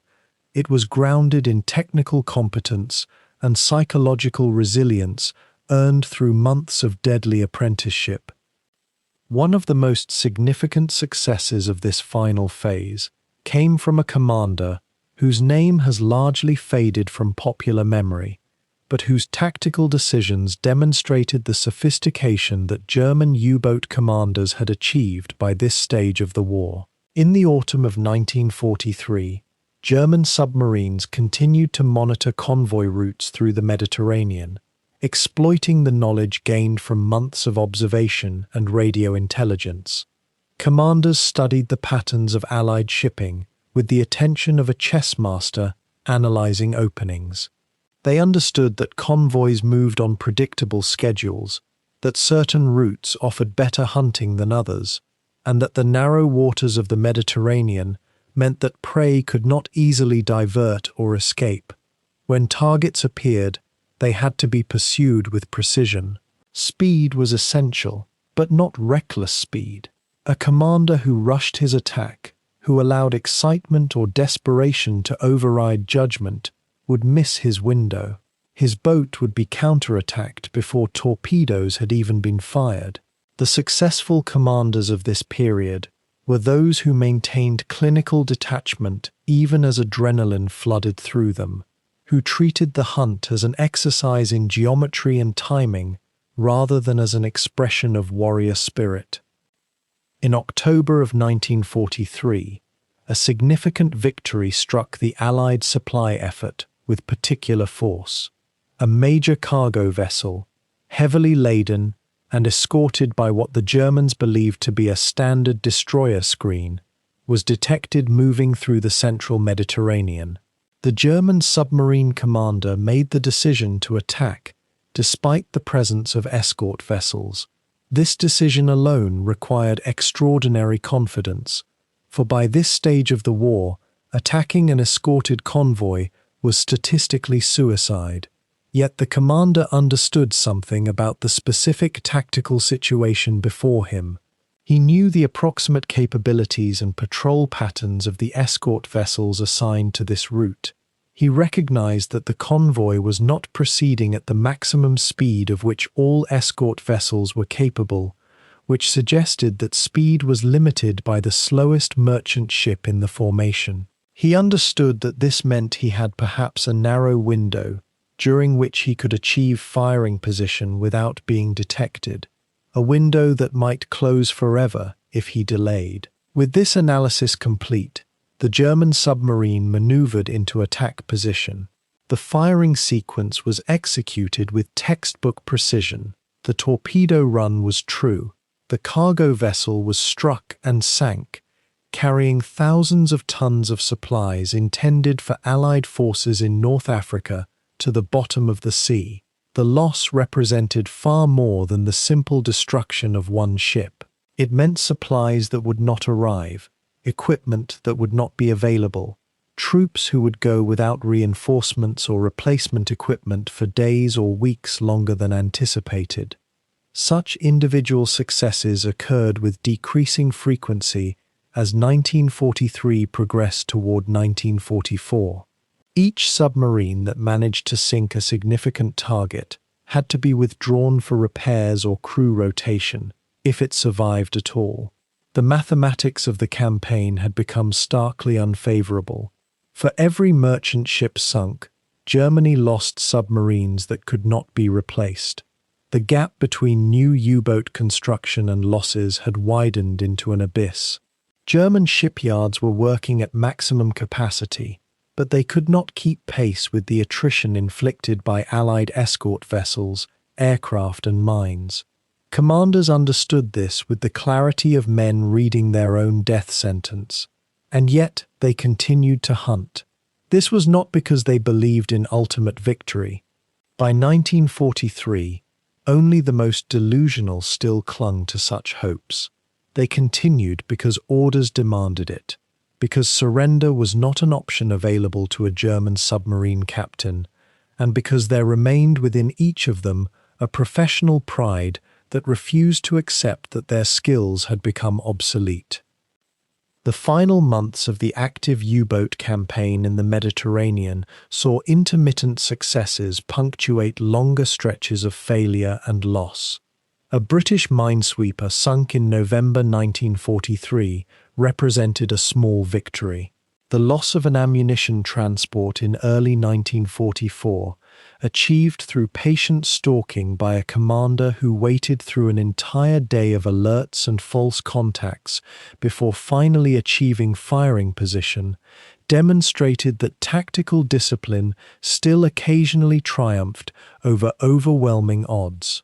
A British corvette, damaged and separated from its escort group, was detected and attacked by a German submarine, whose captain chose to use the rare advantage of positioning to fire a spread of torpedoes with textbook precision. These victories were genuinely impressive from a technical standpoint. They demonstrated that German commanders had refined their craft to an extraordinary degree. Each attack was the product of careful analysis, patient waiting, and flawless execution. Yet each victory came at a price. Escorts converged on the attacking submarine. Depth charges detonated in the water. The German boat had to dive deep, use every trick of silent running that the crew had learned through bitter experience, and attempt to slip away undetected.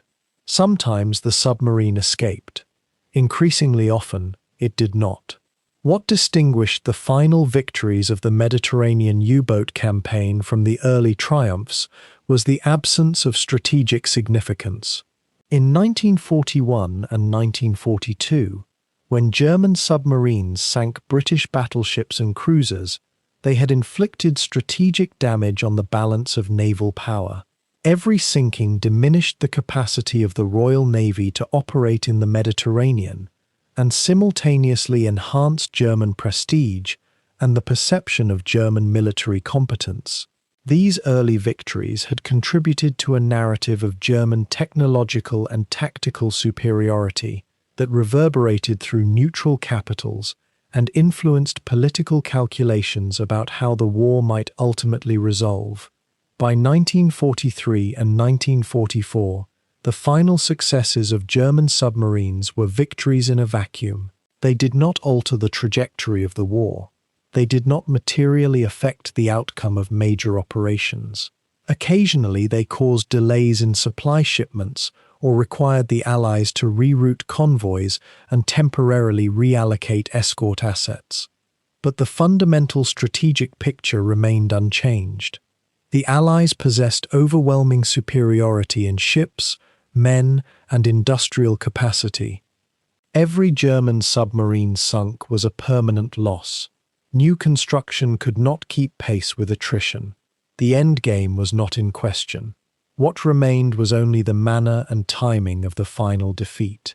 Yet the commanders who scored these final victories understood their true significance.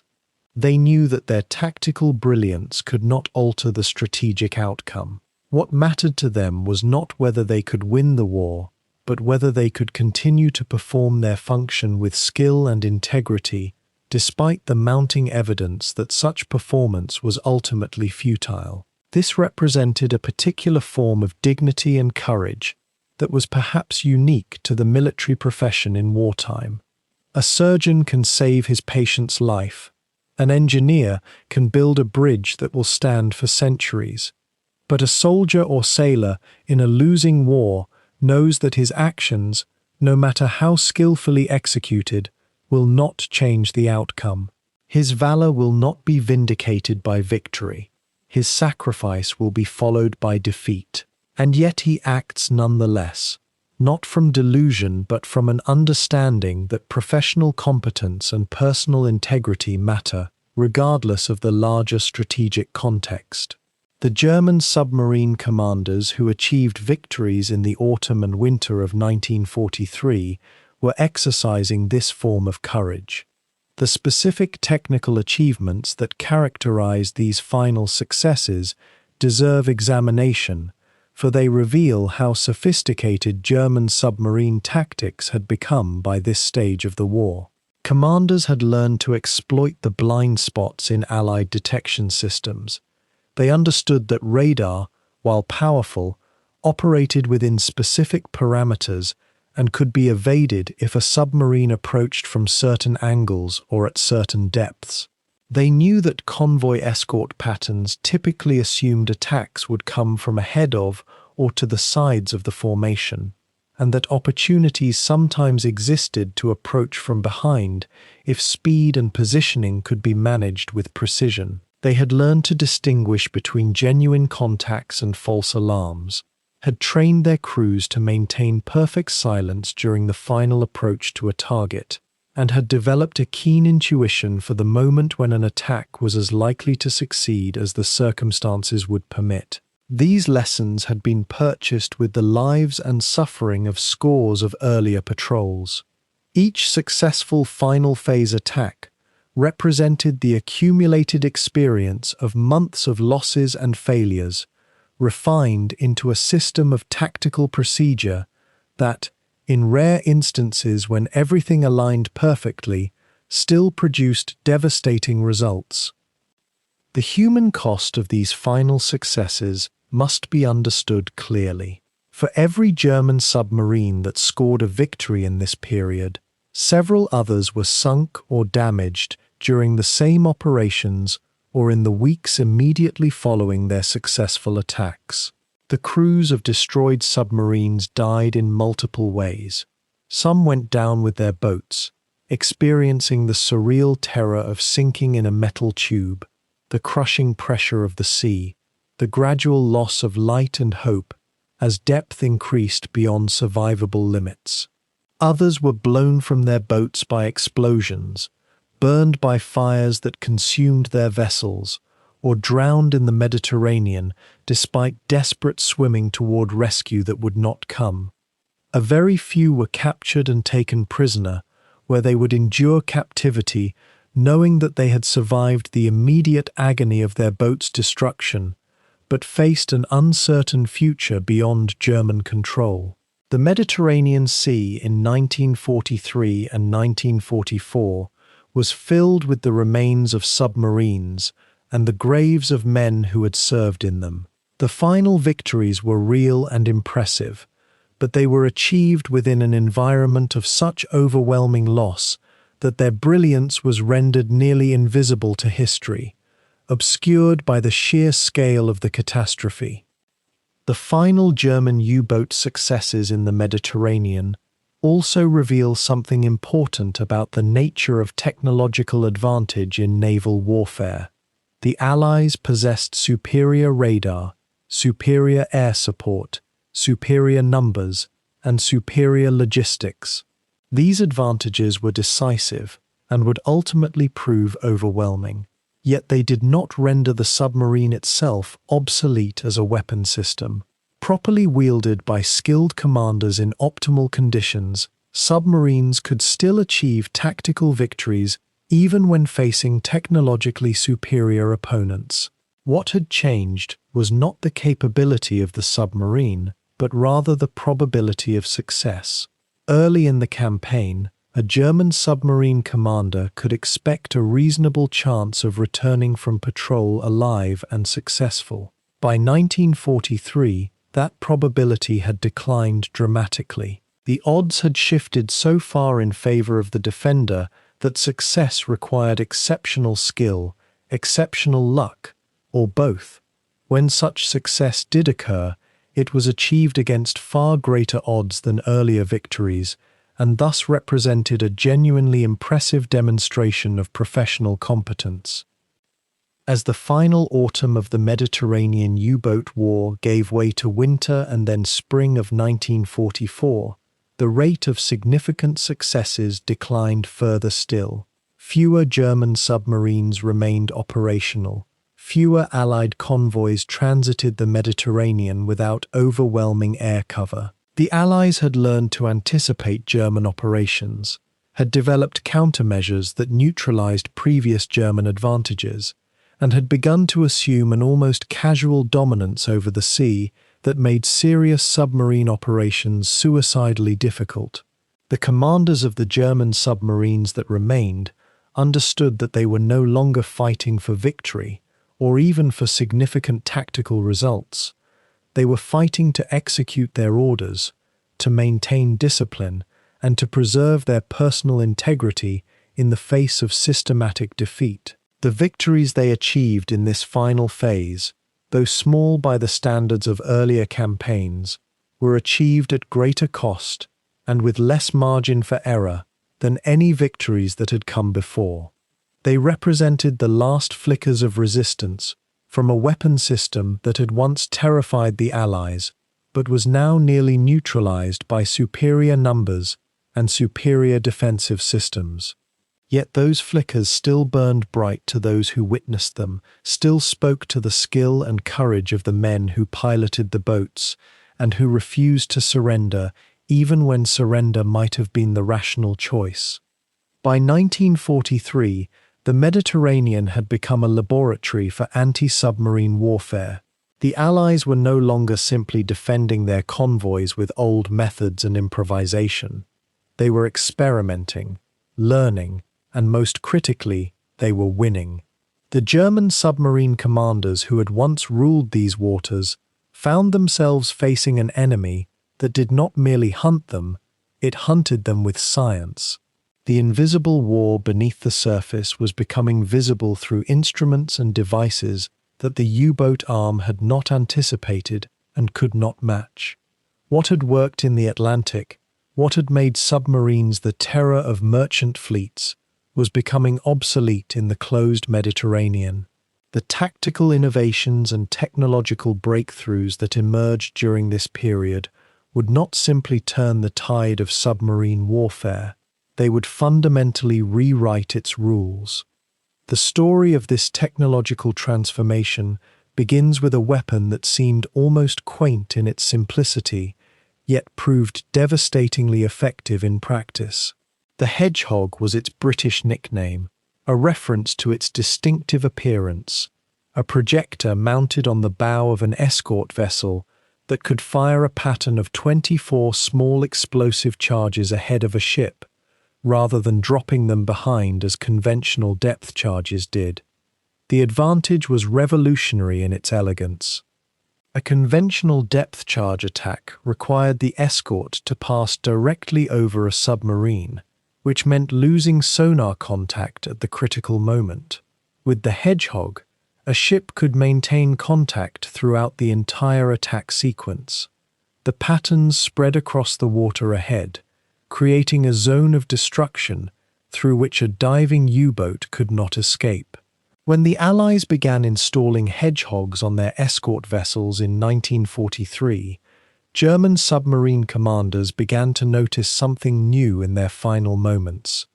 The explosions came from ahead rather than astern. Yet the Hedgehog was only one piece of a larger arsenal that was being assembled against the submarines. Depth charges themselves were evolving, becoming faster sinking, more reliable, and more powerful. The Allies developed new fusing mechanisms that allowed charges to detonate at precise depths, turning the sea itself into a weapon. A U-boat commander could no longer calculate his survival based on diving deep enough, or changing course sharply enough. The escorts could now concentrate their attacks on a specific depth layer where they believed their target was hiding. Some submarines were crushed by explosions they never saw coming, torn apart by the sheer pressure of detonations that occurred at the exact altitude of their hulls. Others survived initial attacks only to find themselves penned down by relentless escort groups, unable to surface, unable to escape, forced to wait in silence while their air grew foul and their batteries drained towards zero. The most psychologically devastating innovation, however, came in the form of acoustic homing torpedoes. These weapons represented a fundamental shift in submarine tactics because they removed one of the submarine's greatest strengths, invisibility through passivity. When a U-boat attacked, it had to use its own torpedoes, and those torpedoes could be heard through the water by sensitive listening devices. The Allies had developed passive sonar systems that could detect the acoustic signature of a torpedo in its first seconds of flight. But they wanted more than detection, they wanted vengeance. The acoustic homing torpedo, sometimes called a hedgehog torpedo, would lock onto the noise of a submarine's engines and follow it relentlessly. A German commander who had successfully evaded an initial escort attack would attempt to escape at high speed, only to realize too late that his engine noise was now being hunted by a weapon that would not tire and could not be outmaneuvered by conventional evasion. The psychological weight of this weapon cannot be overstated. It transformed the submarine from hunter to hunted in a way that no previous tactic had achieved. The technological innovations, however, would have meant nothing without the tactical framework that the Allies had developed to employ them. The escort group, as a coordinated fighting unit, represented a fundamental rethinking of convoy defense. Where previously a handful of destroyers and corvettes had simply steamed alongside a merchant convoy, attempting to ward off submarine attacks, now the Allies deployed integrated teams of surface vessels, each with a specific role. A typical group might include 2 or 3 fleet destroyers, equipped with the latest radar and sonar, several smaller corvettes and minesweepers for close-in work, and often a sloop or converted trawler, optimized for anti-submarine hunting. These ships maintained continuous sonar sweeps in patterns around the convoy, communicating with each other through secure radio links. When one vessel made sonar contact with a submarine, the entire group would be alerted and converge on the location. The U-boat found itself surrounded not by a single adversary, but by a coordinated team that could execute attacks in sequence, preventing escape in any direction. The British and American navies also understood something crucial that German tactical doctrine had been slow to appreciate. The submarine was most vulnerable during its approach to a target. Once it was committed to an attack run, committed to a course and speed that would bring it within firing range, it became predictable. The Allies exploited this by developing a doctrine of hunter-killer groups, specifically designed to move ahead of a convoy and actively search for submarines before they could get into attacking positions. These groups, sometimes built around a single escort carrier, a converted merchant ship or small warship that could operate a handful of aircraft, would comb the waters ahead and to the flanks of the convoy at high speed. When aircraft spotted a U-boat on the surface attempting to maintain position for an attack, they would immediately signal the surface ships, which would race toward the contact point. The submarine would be forced to dive, losing the opportunity to attack, and once submerged would face the acoustic environment being actively hunted rather than passively patrolling. The introduction of reliable, long-range anti-submarine aircraft represented perhaps the single most consequential technological shift. Early in the war, aircraft had been used for convoy protection, but they were limited by range, endurance, and armament. By 1943, the Allies had deployed long-range maritime patrol aircraft equipped with powerful radar, depth-charge racks, and reliable radio communications that could coordinate with escort vessels. The Mediterranean's enclosed geography, which the U-boats had initially seen as an advantage, now became a prison. An aircraft operating from North Africa, or even from Gibraltar, could cover vast stretches of the Mediterranean, effectively eliminating the surface intervals that a submarine required for movement and battery recharging. A U-boat that attempted to transit between operating areas had to either run on the surface at high speed and risk detection by radar or air patrols, or move submerged at a crawl, which would take weeks to accomplish what should take days. The combination of active air patrols and coordinated escort groups meant that a submarine had nowhere to rest. The Germans attempted their own technological responses, and some of these innovations were genuinely impressive. The Schnorchel, a tube system that allowed a submarine to run its diesel engines while remaining submerged just below the surface, was one such answer.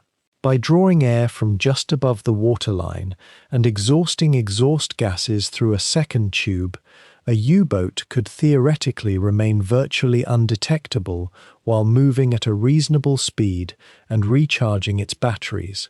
But the Schnorchel had limitations and complications.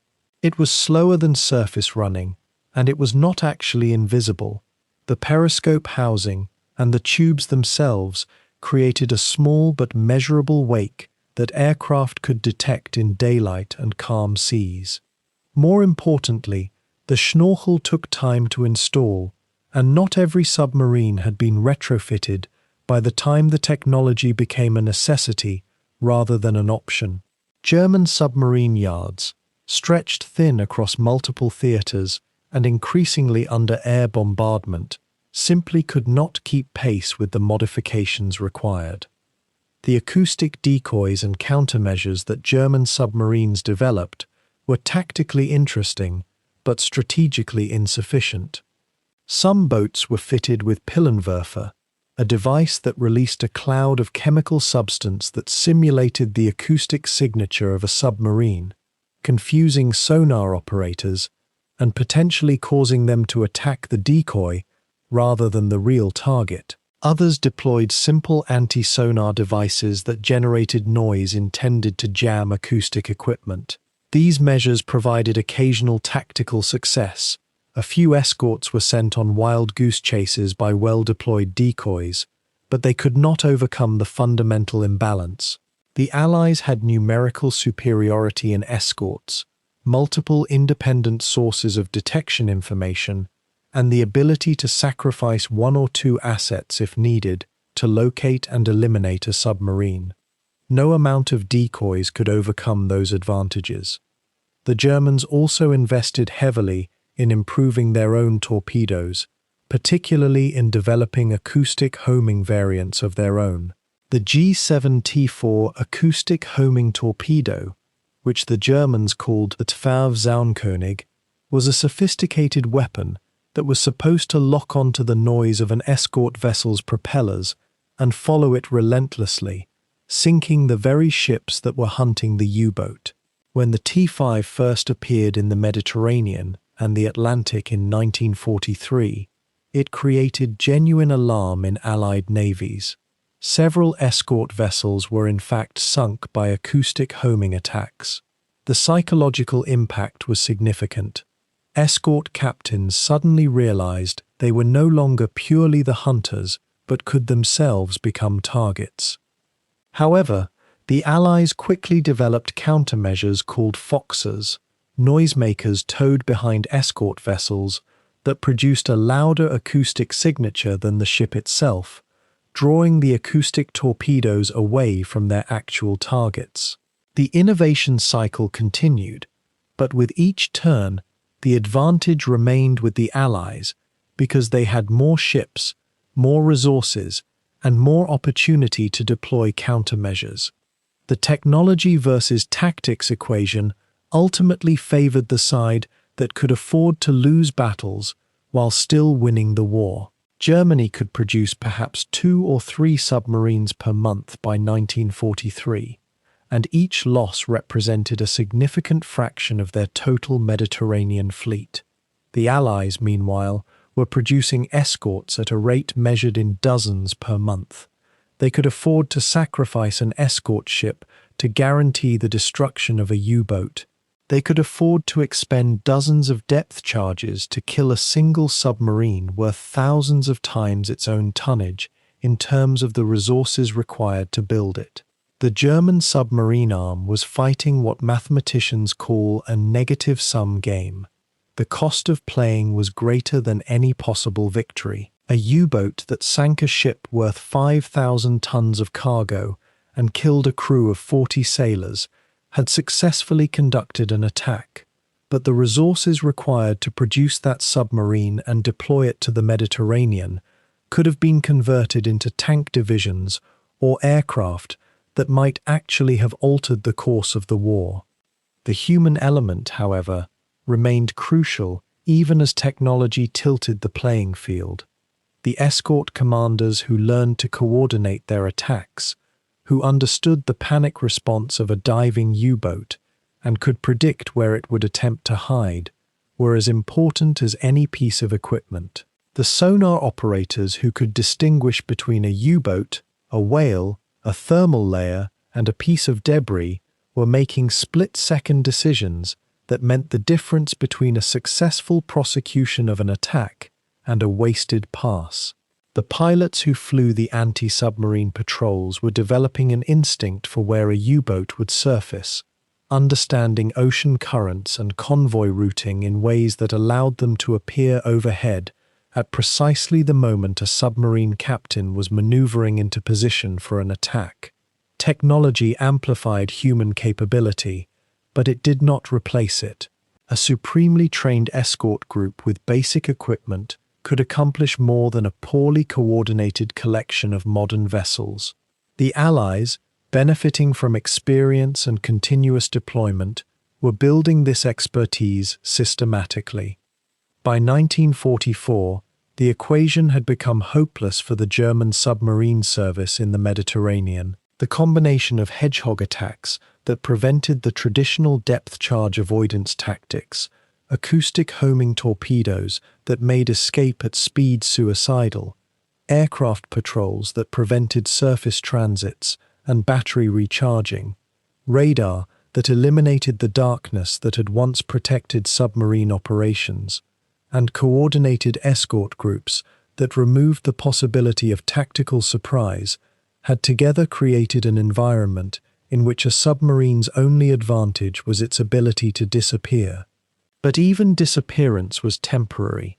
A submerged submarine had limited endurance, limited speed, and limited maneuverability. The Allies were learning to be patient, to maintain contact with a submerged target, and to drive it toward the surface where aircraft could deliver the final blow. The technological revolution in anti-submarine warfare had not simply created new weapons.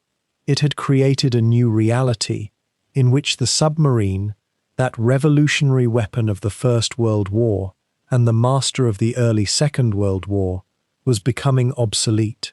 In the Mediterranean, this transformation was complete by 1944.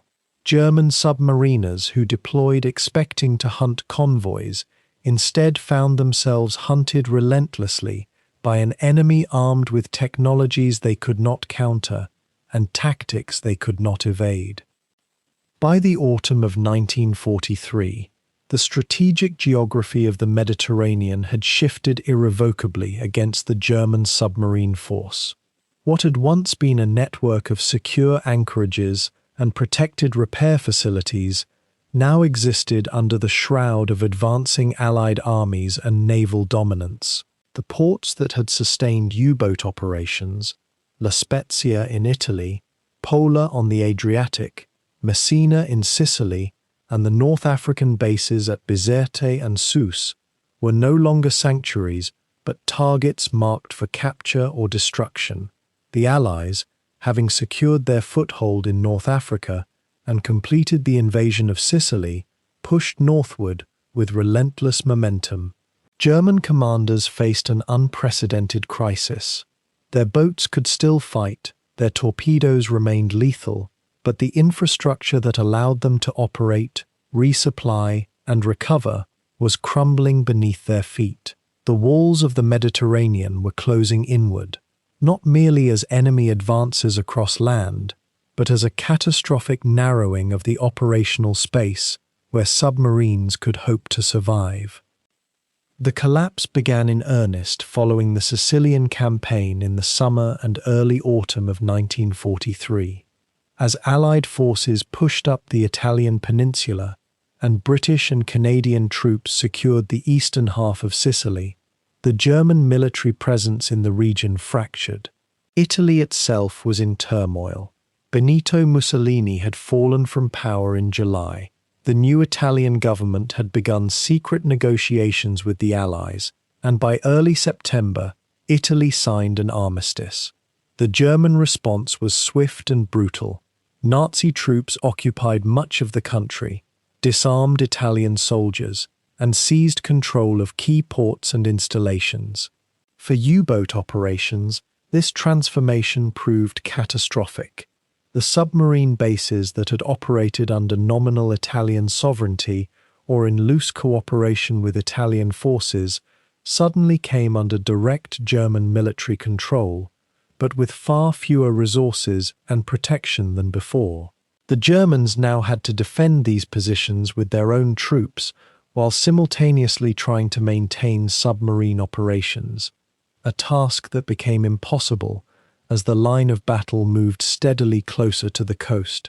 La Spezia, that ancient arsenal on the Ligurian coast north of Pisa, had served as the nerve center of German submarine operations in the Mediterranean. From this base, U-boats had been refitted, repaired, and resupplied. The facility possessed dry docks, machine shops, and storage facilities that were irreplaceable. But by the winter of 1943, La Spezia lay barely 100 kilometers behind the front lines. German engineers worked frantically to move critical equipment northward and to fortify the base against air raids and potential ground assault. Yet the physics of geography and logistics made protection nearly impossible. The base came under repeated air attack. American and British bombers, now operating with near-total air superiority, struck at the repair facilities with precision. Cranes were reduced to twisted metal, storage depots erupted in flames, and the dry docks that could accommodate the largest boats were damaged repeatedly. By early 1944, La Spezia had ceased to be a major operational base. What had once hummed with the activity of repair crews and submarine maintenance now stood as a bombed-out shroud of its former capacity. Pola, at the head of the Adriatic near present-day Croatia, represented another critical link in the German submarine infrastructure. This Austro-Hungarian naval facility, inherited by the Italians after the First World War, contained sophisticated repair shops and fuel storage. German U-boats operating in the Adriatic depended on Pola for their survival. But Pola's fate became sealed as soon as the Allies determined that their advance would continue beyond the Italian peninsula. The port lay at the end of a narrow sea, accessible only through waters increasingly dominated by Allied naval forces and aircraft. Moreover, Pola sat in a region destined to become a major battleground as German forces attempted to defend against Soviet advances from the east and Allied advances from the south and west. By mid-1944, submarines operating from Pola faced nearly as much danger from the deteriorating military situation ashore as from enemy action at sea. The base remained operational in a technical sense, but its capacity shrank as trained personnel were diverted to shore defense and as supply shipments became sporadic and unreliable. Bizerte and Sousse, The North African bases that had served German submarines since the earliest days of Axis operations in the Mediterranean fell completely from German hands. Bizerte, located on the coast of Tunisia near the narrow strait separating Africa from Sicily, had been a major submarine repair and refueling station. Sousse, further south along the African coast, had supplemented Bizerte's capacity. German submarine crews had operated from these ports for more than 2 years, using them as staging points for patrols into the central Mediterranean and as refuge when operations became too dangerous near the British-dominated Eastern Basin. But in May 1943, as Allied forces advanced across North Africa, following the triumph at El Alamein, these bases were abandoned and fell into Allied hands. The loss of Bizerte and Sousse did not merely reduce German submarine capacity, it fundamentally altered the geography of U-boat operations. Submarines could no longer operate forward bases in North Africa. They could not rotate crews ashore for rest and recovery in relatively safe anchorages. They could not conduct repairs on battle-damaged boats close to their operational areas. Every damaged submarine now faced the choice of attempting to limp back to distant bases in occupied France or Italy, or of accepting that a mission ending in injury or malfunction meant the boat would be lost. The loss of forward bases forced German submarines to extend their operational reach dramatically or abandon their patrols altogether. Boats stationed in the Mediterranean could no longer rely on local repairs and resupply. Instead, they had to travel to whatever facilities remained available in Italy or to attempt the increasingly dangerous transit back to French bases on the Atlantic coast or in the western Mediterranean. Some U-boats were withdrawn from the Mediterranean entirely and sent to other theaters where conditions were less desperate. Others were forced to conduct longer patrols with reduced repair capacity, hoping to complete their missions before encountering damage that would cripple them. The mathematics of submarine warfare worked against such operations.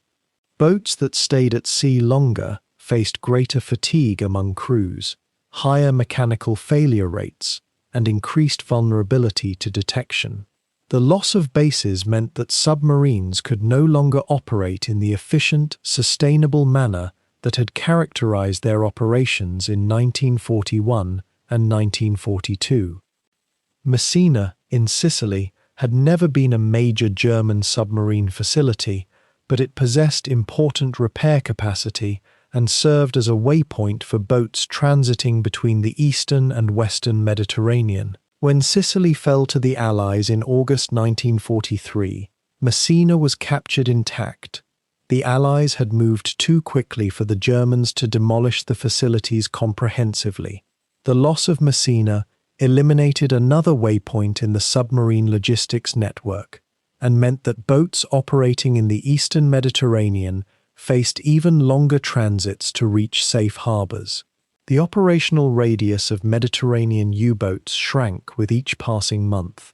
A submarine that might have maintained a patrol lasting 4 to 6 weeks in 1942 now had to choose between cutting its patrol short or accepting greatly increased risk. Longer patrols meant more hours submerged, greater battery drain, and more reliance on diesel engines that made submarines vulnerable to detection. They meant reduced stealth and increased probability of detection by the ever-present Allied air patrols and escort vessels. The German response to the loss of bases involved desperate measures that only accelerated the decline of their submarine force. High Command ordered the construction of new facilities further north, in the Adriatic and in waters nearer to German-controlled territory. Mobile repair shops and floating depots were improvised from commandeered vessels and hastily constructed pontoons. U-boats were converted into floating supply ships, their torpedo tubes removed, and their hulls reconfigured to carry fuel, ammunition, and spare parts. These stopgap measures provided some relief but could never replace the comprehensive facilities that had been lost. A purpose-built submarine base with shore-based machine shops, sophisticated dry docks, and secure fuel storage cannot be replicated by converting a combat submarine into a ferry. The converted boats, stripped of their weapons, became targets for the very aircraft and escort vessels that their combat sisters were designed to fight. The allocation of precious U-boats to supply roles meant fewer submarines available for actual combat operations. The loss of bases also had profound implications for crew morale and German military strategy. Submarine crews had already endured tremendous losses and the psychological strain of operating in ever-worsening conditions. The knowledge that their bases were being captured or destroyed, that their operational reach was contracting, and that they faced longer periods at sea with less opportunity for rest and recovery, weighed heavily on the men who crewed these boats. Officers and enlisted men alike recognized that they were fighting a war that was increasingly unwinnable. The loss of bases meant that the German submarine service could no longer maintain the illusion that they were conducting a strategic campaign that might yet turn the tide. Instead, they were engaged in a holding action, a desperate effort to inflict whatever damage they could while their infrastructure crumbled and their options narrowed. German High Command, recognizing the deteriorating situation, issued orders that submarines should focus on defensive operations rather than offensive campaigns. Boats were stationed to defend against expected Allied amphibious landings rather than to hunt merchant shipping. This defensive posture stripped away the last vestiges of the offensive initiative that had characterized German submarine operations in their best years. The closing of supply lines ran parallel to the loss of bases themselves. The routes by which fuel, ammunition, spare parts, and food reached the submarine service from Germany became increasingly dangerous. Surface vessels attempting to transit from French ports through the Bay of Biscay and into the Mediterranean faced Allied air patrols and warships. The Mediterranean itself had become a contested sea where any surface vessel moving in daylight faced near-certain air attack. German convoys attempting to resupply Mediterranean bases had to move at night, maintain powerful escort forces, and accept that losses would be substantial. By 1944, the submarine service was operating under severe material constraints. Fuel allocations were reduced, forcing submarines to spend more time on the surface charging batteries and less time submerged in relative safety. Spare parts became scarce, and boats were cannibalizing components from damaged or destroyed submarines. Torpedoes that should have been manufactured in Germany had to be salvaged from captured stocks or produced in improvised facilities far from the front lines. The human cost of operating without adequate bases extended beyond simple fatigue and lowered morale. Crews aboard submarines that suffered damage now faced situations where no proper repair facility existed within reasonable distance. A boat with a flooded compartment or damaged diesel engines that might have been restored to operation in a well-equipped base now had to be scuttled or left abandoned. Crews faced the prospect of abandoning their boats after months at sea and making their way back to Germany overland, a journey that in 1944 often meant capture by Allied forces or by Soviet forces from the east. The submarine service lost not merely boats but the accumulated experience and skill embedded in their crews. A submarine commander with 2 years of operational experience, who had survived countless patrols and learned the tactics necessary to hunt in a hostile environment, was potentially lost when his boat had to be abandoned or destroyed. The replacement commanders and crew members who rotated into the submarine service were increasingly inexperienced, trained in schools rather than through actual operations, and lacking the intuitive understanding of submarine warfare that could only be acquired through repeated patrols in dangerous conditions. The strategic meaning of the collapsing base infrastructure became clear to military planners on both sides. For the Allies, the fall of Mediterranean bases represented not merely a tactical victory, but the fulfillment of a strategic objective. Control of Mediterranean ports meant they could project power deeper into Europe, establish air bases closer to Germany, and isolate German forces in the region from direct supply and reinforcement. For the Germans, the loss of bases represented the beginning of the end for submarine operations in the Mediterranean. What had once been an active theatre where submarines could hope to inflict serious damage on Allied operations was rapidly becoming a prison from which escape was difficult and extended operations were nearly impossible. The German submarine service recognized that they were witnessing the transformation of the Mediterranean from a sea they could contest into a sea that belonged to their enemies. The bases that had once sheltered them were now being used by Allied forces. The ports where they had refueled and repaired were now enemy installations. The supply lines that had sustained their operations were now ruptured or about to be severed.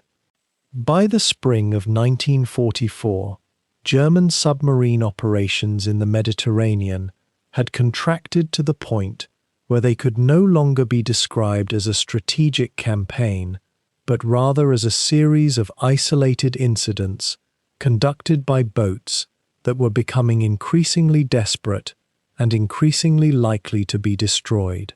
The loss of bases had accomplished what months of Allied air attacks and escort vessel operations had not yet fully achieved.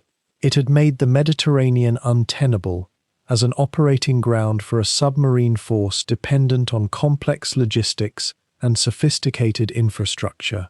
The U-boats would continue to operate in Mediterranean waters for another year, but they would do so under conditions so adverse that their continued presence became almost a formality, a defiant gesture by commanders and crews who recognized that they had lost the war but were determined to continue fighting until the very end. By the middle of 1944, the Mediterranean had become not merely a battlefield, but a prison. The U-boats that once prowled these waters with relative freedom now faced a fundamental geography problem that no amount of courage or tactical skill could overcome. The sea that had once seemed ideal for submarine operations, enclosed, rich with shipping, filled with strategic choke points, had transformed into a trap.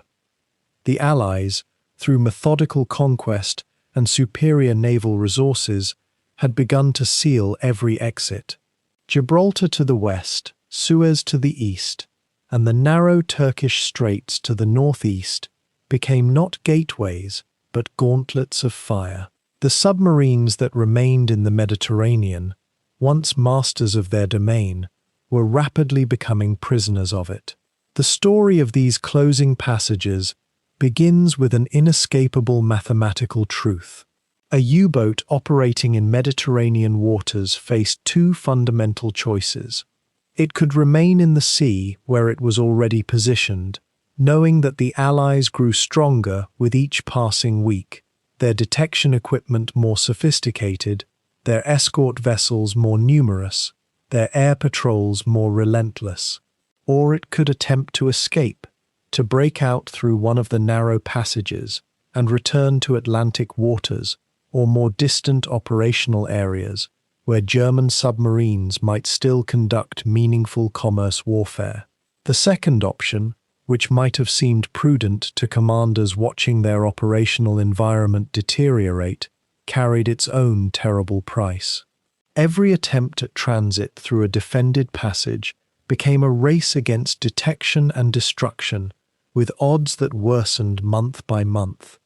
Gibraltar presented the most formidable barrier. This narrow passage, less than 9 miles across at its widest point, had always been dangerous, but by 1944 it had become something approaching a death trap. The British maintained constant vigilance there, with destroyers, corvettes, and minesweepers patrolling the waters day and night. The sky above bristled with aircraft. Submarines attempting the passage faced the fundamental problem of their own vulnerability. A boat needed to remain submerged to avoid visual detection, yet submerged transit through such confined waters, with strong currents and limited maneuverability, tested every crew's nerve and every captain's seamanship. The underwater topography itself became treacherous. Boats moving slowly to maintain stealth-consumed battery power. Boats moving quickly to minimize transit time created noise signatures that drew pursuers like blood in water. Many commanders found themselves facing an impossible calculus. Patience meant exhausting batteries in front of certain death, while speed meant acoustic detection and the same inevitable outcome. The historical record reveals the grim statistics of these transit attempts. Numerous U-boats made the passage, but the margin for error had evaporated entirely. Each boat that attempted to break out through Gibraltar faced coordinated British defences that had been refined through hundreds of separate encounters. The Allies employed multiple detection methods working in concert. Surface vessels used sonar, now vastly more reliable than in the earlier years of the war. Aircraft overhead could spot the telltale disturbances of a submarine at periscope depth, or the wake of a boat attempting to transit on the surface at night. The British had also deployed anti-submarine nets, and in some areas minefields, though these posed as much risk to Allied shipping as to German boats. The trap had been set with cold precision, and German commanders in the Mediterranean knew it. Orders from higher command insisted that boats attempt the passage, that the Mediterranean theatre still required submarine presence, and that transit to safer waters was necessary. The commanders obeyed these orders, and one by one, boats that departed the Mediterranean never returned to report their success.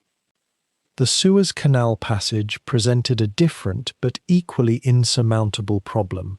A boat attempting to transit Suez faced not merely military forces, but the deliberate closure of the passage itself by the British and their allies. Suez had become essentially impassable for German submarines. The Allies controlled both shores, maintained constant patrols within the canal itself, and had positioned anti-submarine forces specifically to prevent any such transit attempt. For U-boats in the eastern Mediterranean, this meant they could not escape through the southern route. They were cut off from the Atlantic, separated from supply lines that stretched back to France. The Suez Passage had served as a gateway during the earlier phases of the war, when Germany could still project naval power across wider distances. By 1944, it had become merely a symbol of isolation, a passage that might as well have been sealed with concrete. The Turkish Straits represented a more subtle but equally complete blockade. Turkey remained officially neutral throughout the war, maintaining a delicate political balance between the Axis and the Allies, while favouring neither with active military support. However, Turkey's official neutrality masked a gradual tilt toward the Allies, particularly as German military power visibly declined. The straits that connected the Mediterranean to the Black Sea became, in practical terms, closed to German submarines. Turkey would not permit German warships to use the passage, and enforced this restriction with increasing strictness as the war progressed. A submarine attempting to force its way through would have faced Turkish opposition, making this route essentially unusable even if a boat had somehow survived all other hazards. The psychological effect of this closure was perhaps as significant as its practical impact. German commanders understood that the Black Sea, which might have offered refuge and new operational areas, was utterly beyond reach. As these exit routes hardened into virtual certainties of destruction, the remaining U-boats in the Mediterranean faced a shift in strategic reality that no previous chapter of the war had demanded. Earlier submarine commanders had operated within a framework where retreat was possible, where a damaged boat or one facing overwhelming opposition could attempt to withdraw and fight another day. That option no longer existed. A submarine operating in the Mediterranean by mid-1944 was, from the moment it took station, effectively committed to either victory or death within those confines. This concentration of desperation within a closed arena changed the psychology of operations.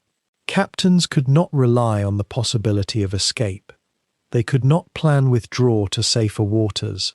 Their only realistic option was to prosecute their patrols with ferocity and hope, though both ferocity and hope proved increasingly powerless against the technological and numerical superiority arrayed against them.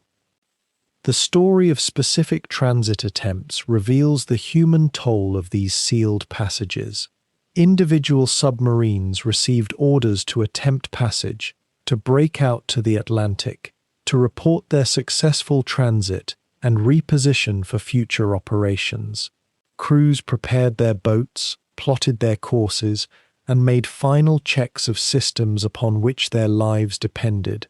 Then they moved into the passages, either attempting to slip through at night on the surface or proceeding submerged with engines reduced to barely perceptible speeds. Some boats vanished without trace.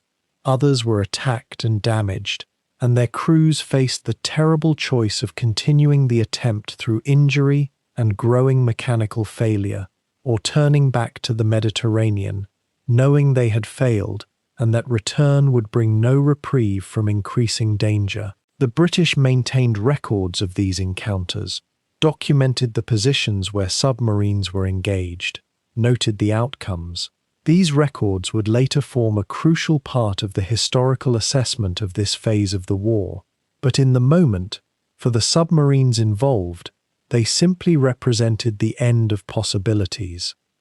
The closure of these passages created a strategic catastrophe that extended far beyond the fate of individual boats. With escape routes sealed, German submarines in the Mediterranean became essentially irrelevant to the broader strategy of the war. They could not return to contribute to operations in the Atlantic. They could not be rotated out for maintenance and crew rest to safer ports. They could not be withdrawn when they became obsolete, or when superior boat designs were completed elsewhere. They were locked in place, forced to continue operations in an increasingly hostile environment, gradually worn down by the accumulated weight of Allied opposition. The German Naval Command in Berlin understood this situation with perfect clarity. Orders continued to flow to Mediterranean submarine commanders, directing them to continue their patrols, to seek out Allied shipping, to maintain pressure on the enemy. These orders grew increasingly disconnected from operational reality, directing submarine captains to accomplish missions in circumstances that made success nearly impossible and survival almost statistical anomaly. The closing of the Mediterranean passages also had profound psychological implications for German submariners throughout the fleet. These men understood what closure meant. It meant that their comrades in the Mediterranean were condemned. It meant that no matter how skillfully they fought or how bravely they conducted their missions, they faced an exit that did not lead to safety, but merely to a different form of death. The older tradition of the submarine service, the mythology that had grown up around these underwater warriors, had always incorporated the notion that submarines were elite forces operating under extraordinary risk, but with the possibility of achieving great things and returning to tell of them. By 1944, that mythology had curdled into something darker. Submarines sent to the Mediterranean were being sent with the knowledge that they were unlikely to return, that they were being expended in a theatre where their sacrifice would not significantly alter the course of the war. This knowledge filtered through the entire German submarine service, affecting morale affecting recruitment, affecting the willingness of crews to volunteer for patrols in increasingly doomed circumstances. Commands continued to be obeyed. Captains and crews maintained their discipline and continued to conduct patrols, to search for targets, to attempt to inflict damage on their enemies despite the certain knowledge that they were operating in a closed arena with no possibility of escape. This continued resistance, in the face of such clear evidence that the war could not be won and that escape was impossible, speaks to something profound about the human capacity to persist in duty, even when duty has become merely a form of extended suicide. The boats themselves became tomb-like in their operations. Crews moved through reduced rations, knowing that supply ships bringing food and ammunition faced the same dangers that they did. The air inside the hulls grew stale. Mechanical failures accumulated. The boats grew older, their hulls stressed by repeated depth charge attacks that had not killed them but had weakened the metal, filled it with micro-fractures that made each new pressure test of diving and ascending a risk to structural integrity. The Allies, observing this trapped and slowly dying force, intensified their efforts against it. There was no longer any military necessity for restraint, no tactical reason to avoid committing overwhelming force against submarines that could not escape and could not be reinforced. The Mediterranean became a hunting ground, where the hunters outnumbered the prey perhaps 10 to 1, where the prey had nowhere to run, and where the only question was how long it would take before the last submarine either sank or was forced to surface in surrender. The passages that had once represented Germany's gateway to a vast strategic theatre had become the boundaries of a coffin, and the submarines that remained within those boundaries were gradually understanding that they had been sealed inside.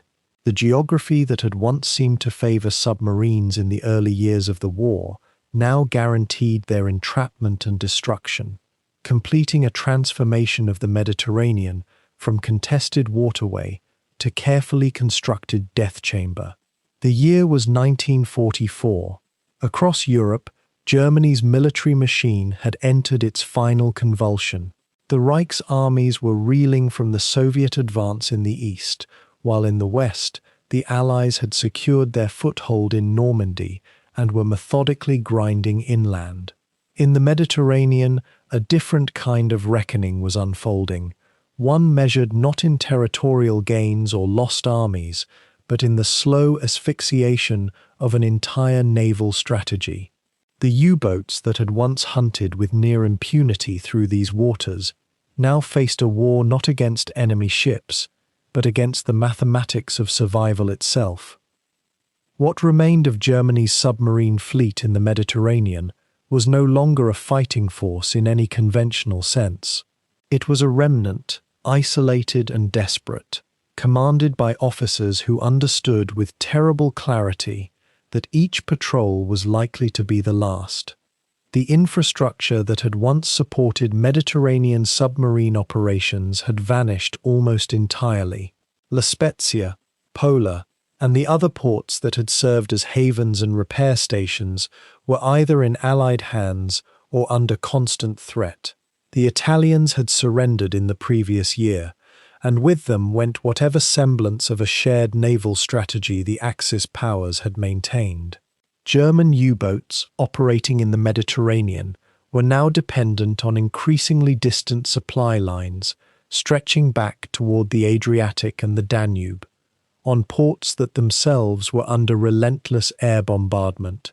The logistics of submarine warfare had always been precarious in a closed sea. Now, in 1944, precariousness had hardened into impossibility. Boats that needed fuel, torpedoes, spare parts, and fresh provisions found themselves rationed, delayed, and sometimes left waiting in port while the Allied air forces took aim at their hulls. The simple act of maintaining a U-boat had become an exercise in futility.